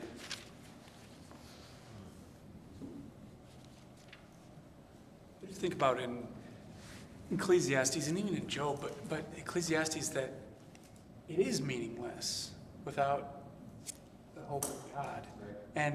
And even more so, like if we know our actual purpose, if we know that our purpose is to glorify God, then it doesn't matter, and of course like we all grow through this, but like it doesn't matter if we are like potentially temporally feeling suffering. It's like if that is happening, then that's part of God's purpose to glorify himself. And that we, in that, like we have no matter what, we have an airtight argument for our life and existence making sense. Yeah. If chapter 12 wasn't here, right? If all you had was life under the sun, then you would be left with meaninglessness, right? But I love the way he wraps it up there, but there is a creator. But it isn't just life under the sun. You know, the sky's going to be rent at one point, and then there's life, the creator of all things, right? And yeah, I am so unskilled at almost everything. And so whenever I have a project or whatever, this little thing I'm building. So I had a concrete guy come, right? For people like me, you think a pad of concrete, pretty basic, right? I mean, I feel like I could. No, I couldn't. It takes skill. It takes not like I'm talking to the guy and he's explaining how they grade it and how it's gonna. You guys, it takes a lot of like brilliant engineers would have a hard time throwing concrete, I think, in my backyard. Anyway, but they're going on. And so I'm listening to him, I'm fascinated by what he's going to do. I'm like, at one point I said, dude, are you a Christian? I can't even remember how we started talking about Jesus. It happened in my backyard. And we started talking about Jesus. And have you ever met guys who have pushed concrete for like 20 years? I mean, they're just big and his hands are like baseball mitts, you know, like, and tears just start running down his face. He goes, yes, I am. And he starts telling me the story of he had this aneurysm and almost took his life. They put him in like a chemically induced coma or whatever, pulled him through. He goes, man, his dad had become a Christian. His dad comes to the hospital, shares the gospel with him. He gives his life to Christ. He goes, I'll never, tears. By now we're sitting down, we're tears just running down this big dude. Ron does is I will never take for granted another day in my life. I'm going to cherish every day. And he had his adult son working on his crew, and he doesn't get it yet, man. But I want him to know Jesus, you know. And I'm just saying, like, the things that we get preoccupied with. And I would say this is if I've got any kind of Ecclesiastes moments going on in my life right now. All these different workers that are showing up at my house, they have a story. And they've got some image bearing about them that is remarkable. If you just take your time to look and see and ask and talk, you know, and what they bring to the table and man, get off the ladder of success, get off the, soapbox to whatever, get off Twitter, whatever you're on, clear the deck, man, and just get to know the image bearers, get to know the simple things in life and love God and follow His word, keep His commands, right? And let whatever else is going to happen, let the randomness of life happen, but just stick to chapter 12, right? And you won't die with regret, that you didn't make another buck or whatever, that's not where it's at. Because he had done all that stuff. He's like, yeah, actually I had it all. And I'm like, it's, again, Michael Corleone. A stinking orange. Oranges throughout the whole thing. Another metaphor that I don't get yet. But it says orange in his hand, an orange. And it just, ting, ting, ting. Like the last possession he has is that piece of rotting fruit that just ting, ting, walks across the gravel as he dies with it. Right? Something so, so profound. Man. Okay. Let's go from one happy book to another. Let's go to Job.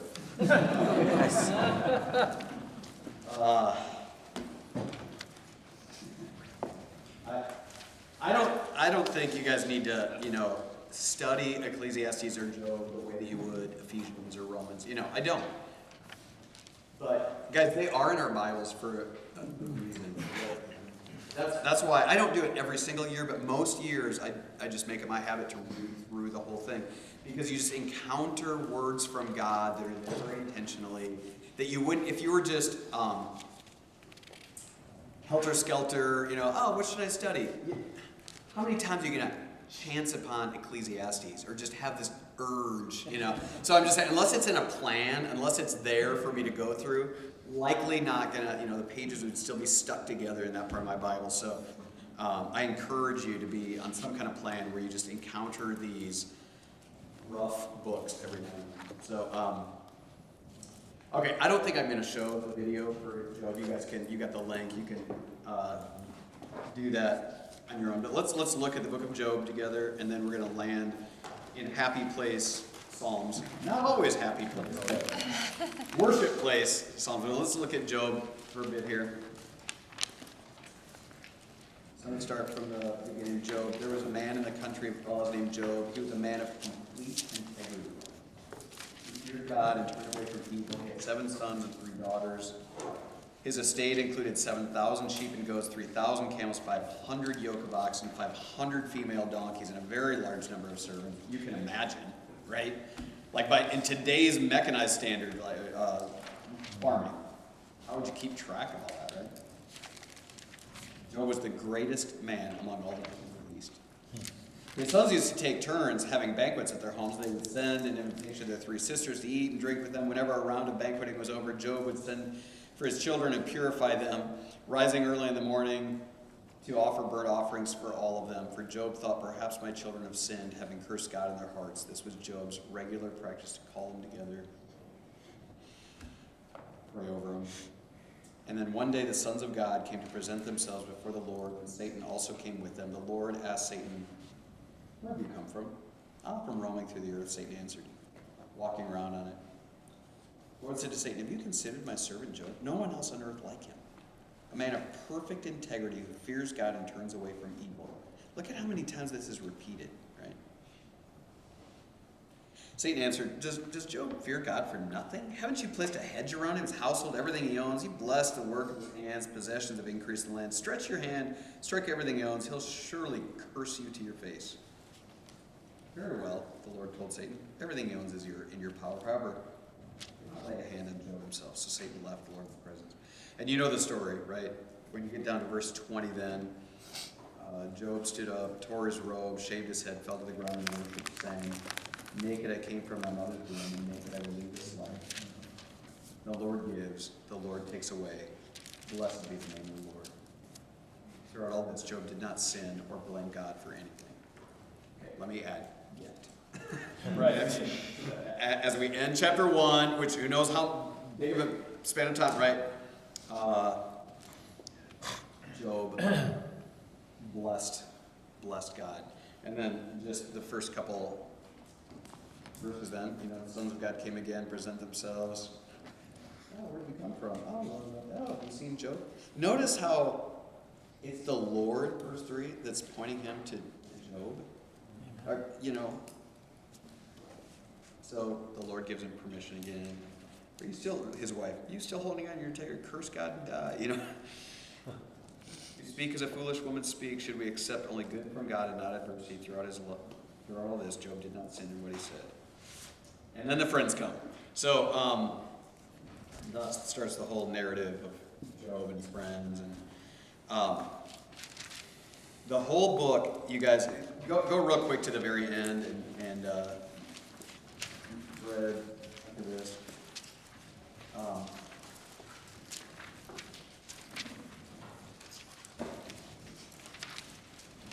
42. Job replied to the Lord, I know that you can do anything, no kind of yours can be rewarded. You asked, who is this who conceals my counsel with ignorance? Surely I spoke about these things. I didn't understand. Think too wondrous for me to know. He said, listen now, and I will speak. When I question you, you will inform me. I had heard the reports about you, but now my eyes have seen you. Therefore I reject my words and am sorry for them. I am dust and ashes. That's a profound confession. I reject my words and am sorry for them. I am dust and ashes. So Job ends up praying for his friends, right? And they get restored. And all his brothers and sisters, everybody comes together. Give him a piece of silver. Verse 11, verse 12. So the Lord blessed the last part of Job's life more than the first. Owned 14,000 sheep and goats and blah, blah, blah, you know. Job lived 140 years after this and saw his children, their children to the fourth generation. Then Job died, old and full of days. So I hope it's not lost on you guys that ends, you know, right there at the end of 42. And Job was never told what happened in chapter 1 and 2, right?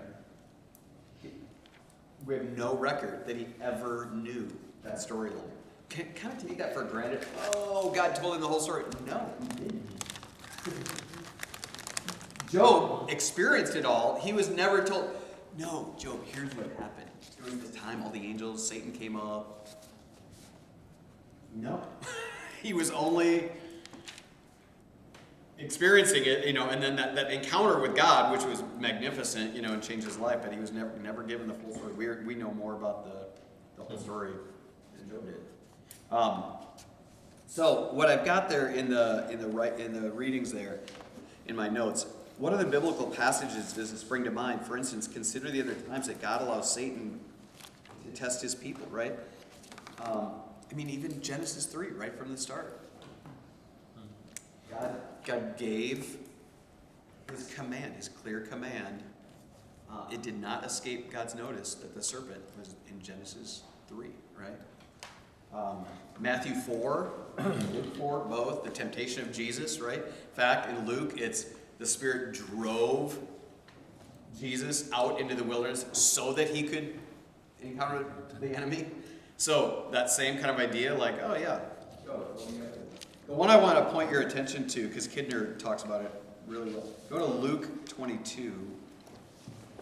I think this one's pretty fascinating.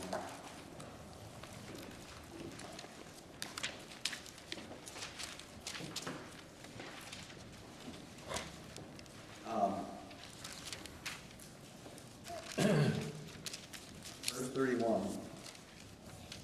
In Luke 22:31. Simon, Simon, look out.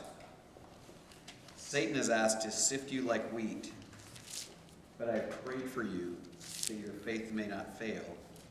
And you, when you have turned back, strengthen your brothers. I love what Kidner says about this. He says, significantly, the Son's counter plea to that of Satan was not that the test should be forbidden, only that it should not be fruitful. So he doesn't say, but it's okay, Peter. Hey, I found out Satan was coming. I clocked him. You got nothing to worry about, you know. He's like, hey, Satan actually had a Job 1. Doesn't it sound like Job 1? Yeah. He actually asked permission. Because, right, Satan is not omnipresent, nor is he all-powerful. Thank you. Omnipotent. Neither, right? He's a created being that can only be in one place at one time. He's not God. He's not a counter to God. He's not the dark side of God. He's this created being, right? And so if he's got like a chain, like God gives him a lot of chain at times and then yanks him back, right? Just like in Job 1. Okay, I'll let you do that, but here's the limit. Boom, here's the boundary. You can't go beyond this boundary, right? Like if you've got a crazed dog or a puppy, keep him on a leash. I'll let you go, but you can only go so far, right? So Satan had to ask permission to get near Peter. And Jesus didn't say, no, you're not getting close to him. Get out of here. He said, but that's okay, Peter, because I know that you're going to make it. He actually is going to sin with you, Peter. And then when it's all done, you're going to be restored. And I want you to use that experience to go strengthen your brothers. Isn't that powerful, what goes on there? By the way, I'm way ahead of myself. We'll talk about this in term 3, but this is why I reject the idea that we're in the millennium right now and that Satan is bound in some kind of weird way. It makes no sense to me when I think about the drama that's being portrayed by the scriptures, that Satan is very much alive and well and not bound in any kind of significant way and is taking shots all the time. And sometimes God, yeah, I know him. I know her. She's going to make it. Do your best. And after you're done, that's actually going to serve my purposes even more because she's going to be able to proclaim the goodness and greatness and faithfulness of me in ways that she couldn't have before that. So go ahead, do whatever you want. Right? That's what's going on. That's what goes on with Job. That's what goes with Jesus, Peter, and I've got a couple other passages there. Go to Ephesians 6 with me. I think this is maybe the most classic example of this understanding. What we see in Job now played out in our life. Ephesians 6:10. Finally, he says, Ephesians 6:10. Finally, be strengthened by the Lord and by his vast strength. Put on the full armor of God so that you can stand against the schemes of the devil.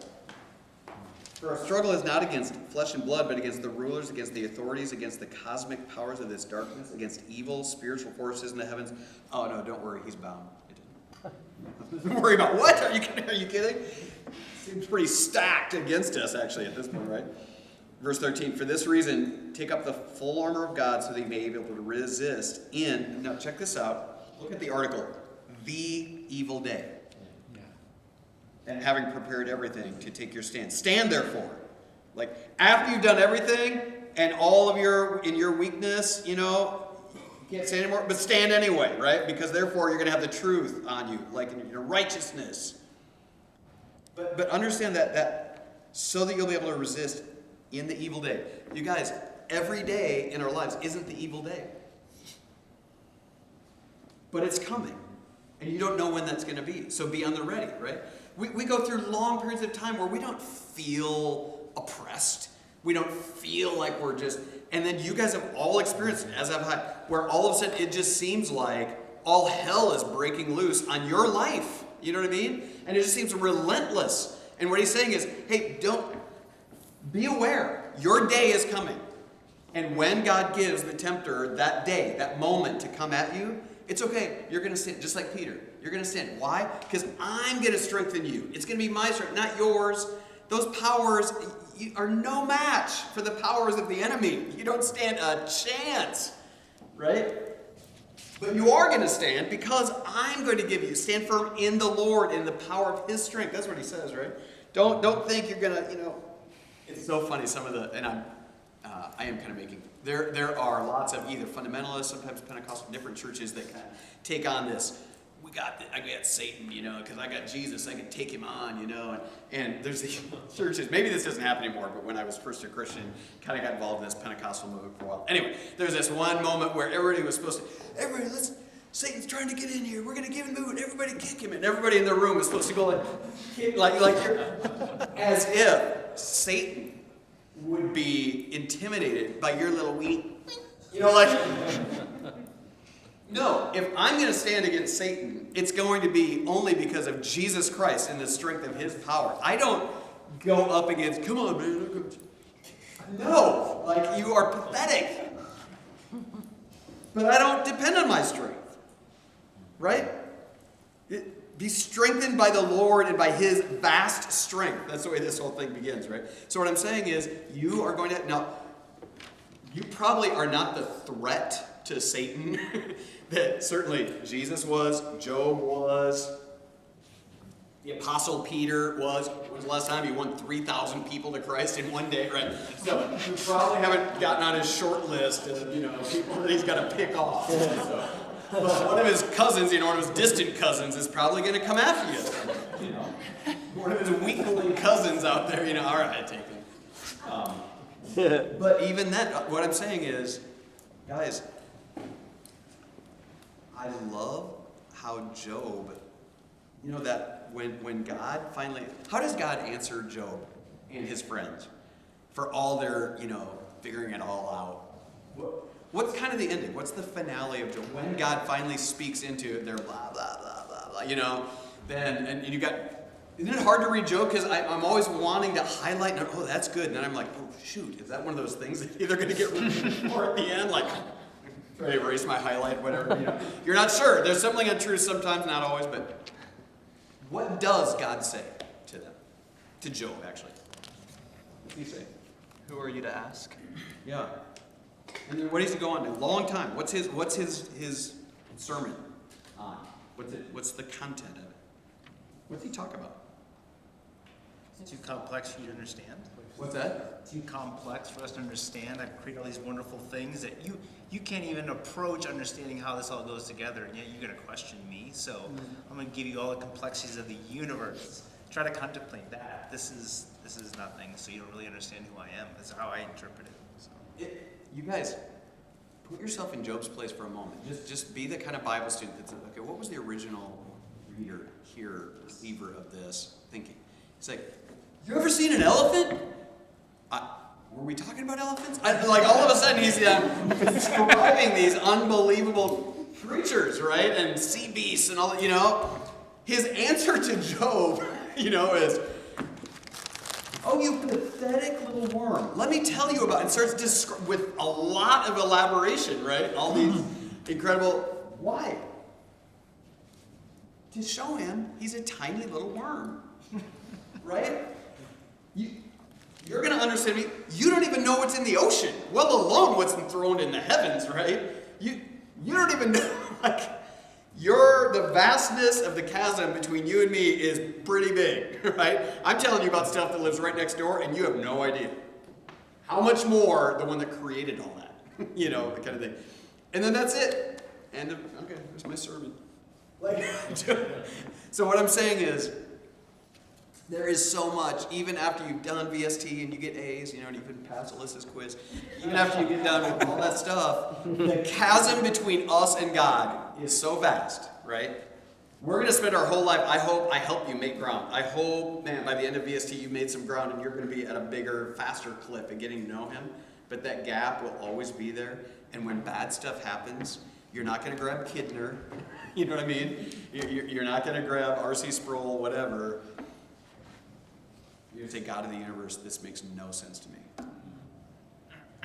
And I feel like I'm going to fall. I am going to fall on my face right now unless you strengthen me, because I got nothing. I don't have a theological answer for this. I don't have the strength to just guts it out. I got nothing. But I have you. God of the universe, give me strength that only you have. And your vast strength put into me what does not, it's alien perseverance. It doesn't belong here, it doesn't reside here. Give me alien faith, alien perseverance, something out there that has to be infused in me, and that's what he's going to do. And I love that Job, like all of us, have life happens, and sometimes even it all comes back together, and you're all of a sudden you're kind of there and kind of still walking. You're looking back like, I don't know, what was that?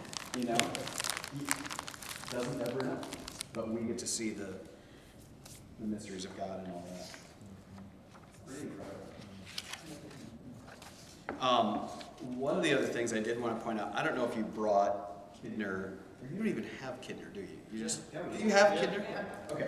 Well, there's a part that he talks about on page 17. I couldn't remember if it was the PDF or the book or what you have. You have the actual book. Okay, sorry. I forget. I'm old. Like Solomon's blood.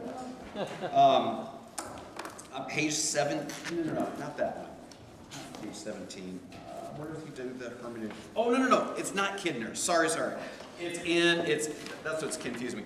It's in the Walton and Longman reading. Even if you don't have it, it's okay. I'm gonna start reading in the Longman, or Walton and Longman PDF.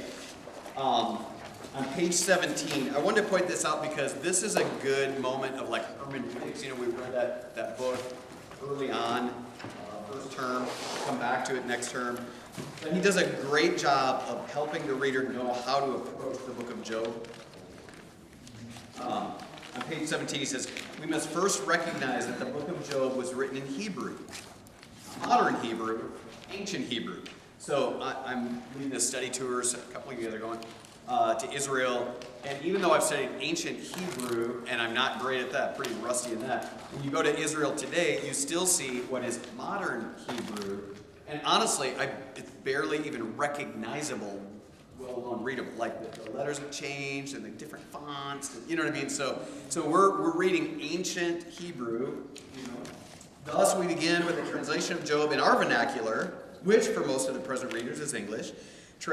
Right? Because we're reading in English right here. Translation itself involves interpretation, but for our purposes, we're going to depend on a translation. And of course, presenting quotations of the book of Job in English. So he's just saying, look, already we're a little disadvantaged because you're going to get somebody else's translation, but we're going to acknowledge that, okay? That's all we got because we don't know ancient Hebrew. But much study remains to be done even using English text of Job, since the book is a product of the ancient Near East. Now, we're helped by placing the book in the context of the ancient Near East. We're also helped by studying the book as a piece of literature, by determining its literary type, its genre, inspecting its structure, exploring the style of writing. Oh, but the book of Job is also a work of theology. So now you've got ancient Near East, piece of literature. Now it's a work of theology. That is, speaks about God, humanity's relationship with God. Our study of Job will emphasize a theological analysis of the book. It's important to read the book on its own, but ultimately, we want to put it in the broader context of the Bible as a whole. That's where you're checking your biblical map. You know, how does this sit with the greater ongoing story of the whole Bible? And what's its place? What role does it have? And how does it sync up with the rest of this unfolding story for the Christian that will include the New Testament? Thus, we will explore how the book of Job addresses us as Christian readers. This concern will lead us to inquire not only how the book might anticipate Jesus Christ, but also what relevance the book might have for how we think and act today. So, I just wanted to point that out because that's a good explanation of the task of the one study book. Who's this author? What language are they writing in? Time period? Where are they? You know, and ultimately, where does this fit in the greater unfolding of the Scripture? Okay. Anything from Job? Okay. We only have a little bit left, and that's okay. I expected to spend maybe the least amount of time on both Proverbs and Psalms because they're most accessible. But let's turn our attention to Psalms. I want to throw it out to the court of opinion here. Brueggemann, Peterson, Kidner, what do you guys think of some of the helps for reading the book of Psalms? Give me some feedback on some of those. Let's start with the good. What was helpful about some of the reading to tee up how you approach the book of Psalms? What do you think? What was helpful? Yeah. Especially the reading movement. To really kind of think about biblical text as like orientation. Yeah. Just learning to on equilibrium. That really helps me train the other ones. Good. Awesome. What else? What did you find helpful? What tools? Prayer is technology. Prayers are tools. Yeah. That was cool. Yeah. Very. Prayer, like individual prayers as tools and like individual psalms that we can use to kind of, that was really cool. So helpful. I often find we try to pray for all the members of our church family and stuff, and often as I'm thinking about them and considering where they're at, their family, whatever, I'll try to anchor to a psalm, you know, that helps me think about how to pray specifically for. Anyway, what else? I thought Peterson's exhortation just to pray through the psalm. I know. Straightforward. To have your time in the Psalms be the almost the tutor, right? To teach you how to pray. What else did you find in the reading? Which one?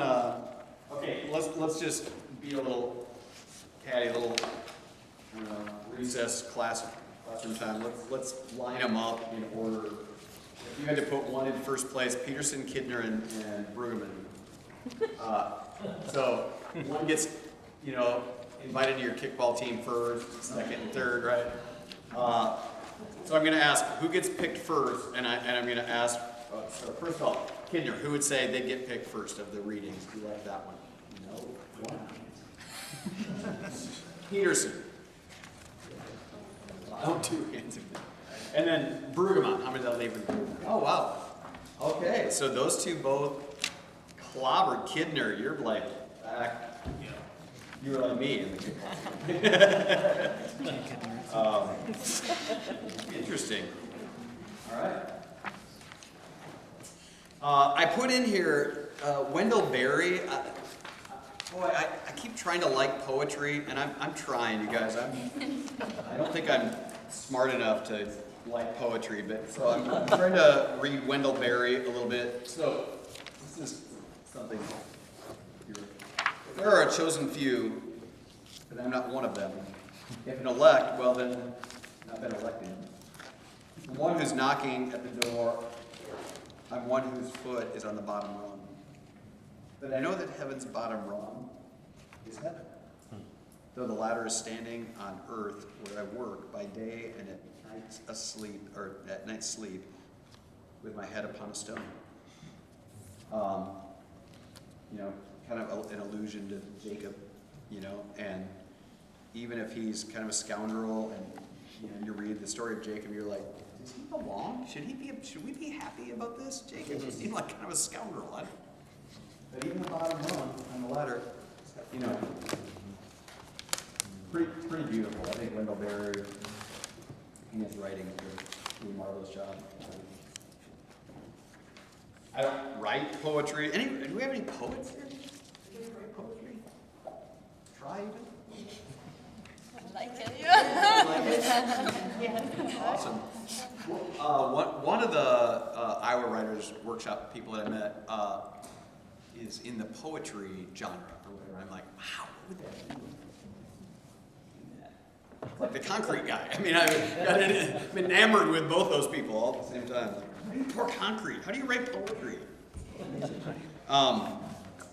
Let's go to the book of Psalms real quick, and I just want to point out a couple of them. Psalm 1, of course, is that glorious gateway. Happy is the one who doesn't walk in the ways of the wicked. No, his delight is in the Lord's instruction. I wish we had time because it truly is this beautiful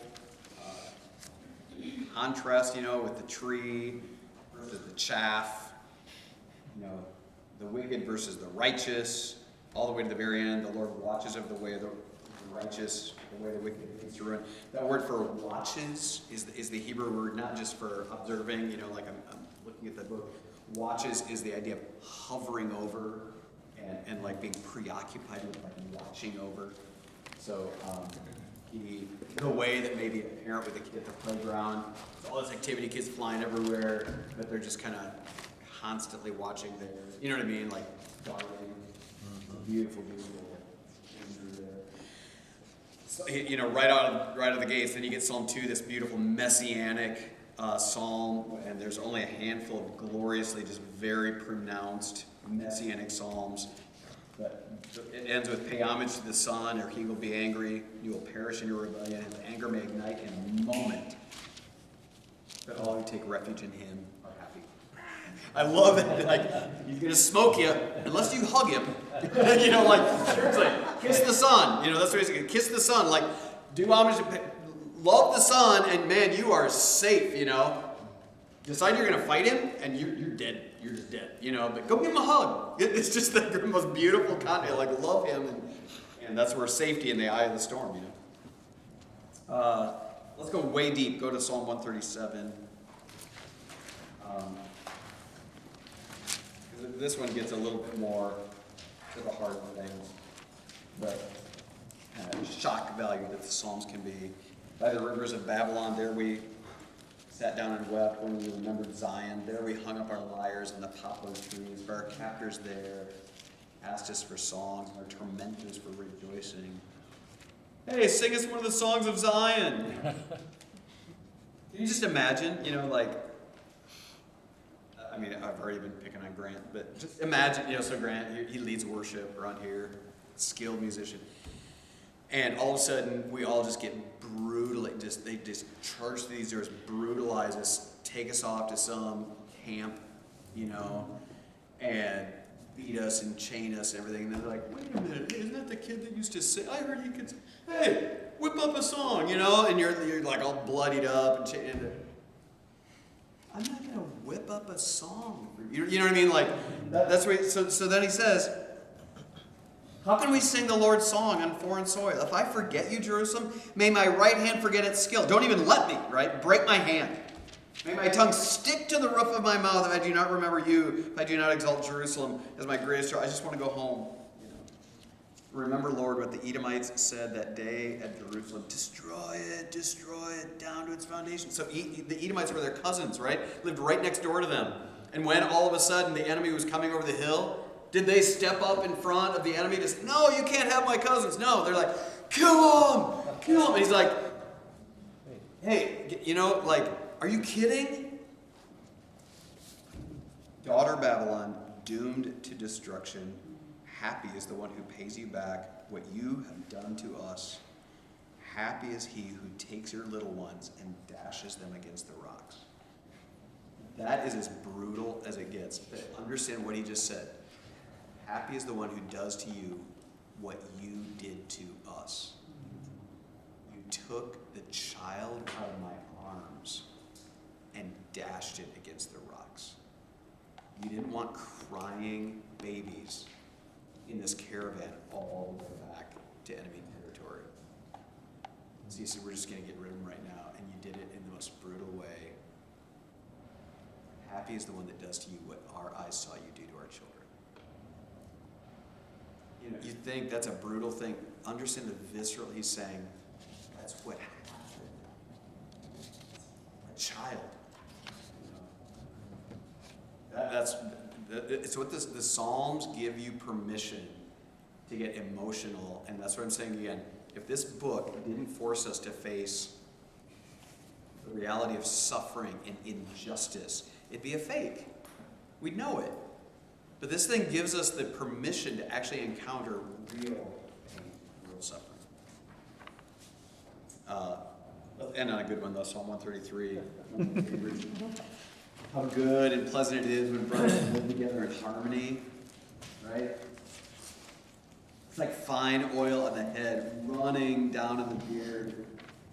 Running down Aaron's beard. Now he even personified, let's make it Aaron, you know, like Aaron onto his robes, like there's so much oil, you know, it's not skimping at all. For the best, the finest oil running down, all the way down his beard. There's so much it just doesn't even get soaked up. It keeps going, runs down onto his robes. Oh, I know what it's like. It's like the dew of Hermon, you know. The Hermon would have been the tallest mountain that they could have imagined, you know. It's like the dew of Hermon falling down in the mountains of Zion, for there the Lord has appointed the blessing, life forevermore. Like descending, everything seems running down. See that imagery? Everything's coming down, coming from high above down, right? So descending down. So that's what he's saying is, when you have good and pleasant fellowship, it's not natural. That doesn't bubble up. It's a gift from down. Like you're just being blessed. You know, it's coming down onto us. So when you just have an awesome time with your connection group, family, whatever, and Jesus is just supreme. Oh, you just look up. It's like you're, like John Piper calls it, standing under the waterfall of God's grace, right? It's just pouring pouring down, and that's the imagery of that, you know, like give thanks to God. This is not a natural event that goes on, right? This is how good and pleasant it is when brothers live together in harmony. It's just, you just drink it in, right? You just let it pour on you. Quite a spectrum of emotion that the Psalms bring to us, sometimes within a page, right? It's like, oh, that other one's right there. Learn a lot about God and a lot about us. Any thoughts, questions, points about the Psalms at all? Maybe even something that came out of your reading or out of your reading of the Psalms?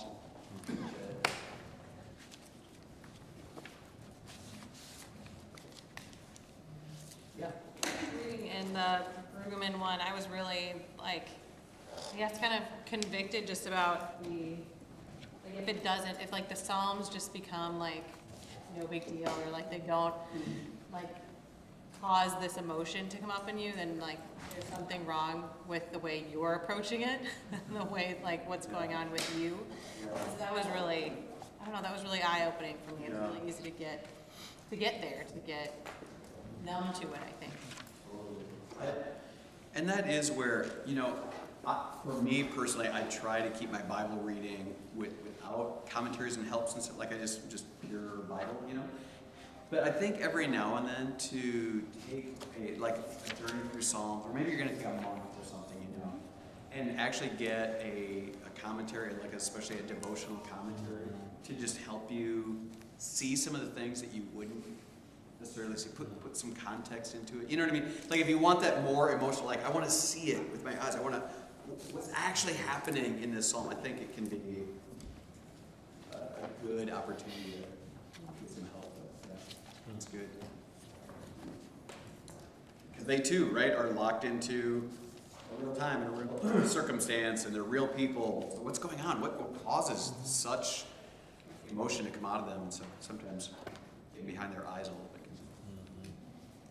Yeah. Other thoughts?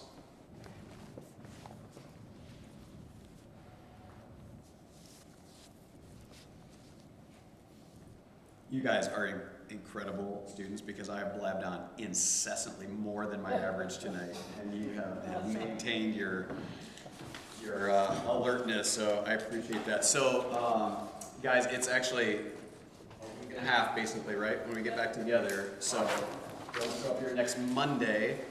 I'll actually be down in Kansas City teaching a class next Monday, so that'll be fun. But then we'll get together that Saturday morning. So, all right, you got everything you need? Good to go? All right, tell Alyssa she did a great job on the quiz. So friendly.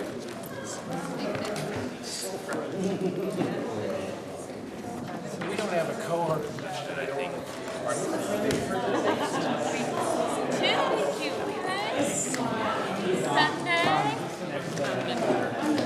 I wonder if we could just sit in the cabinet. We'll probably have stuff.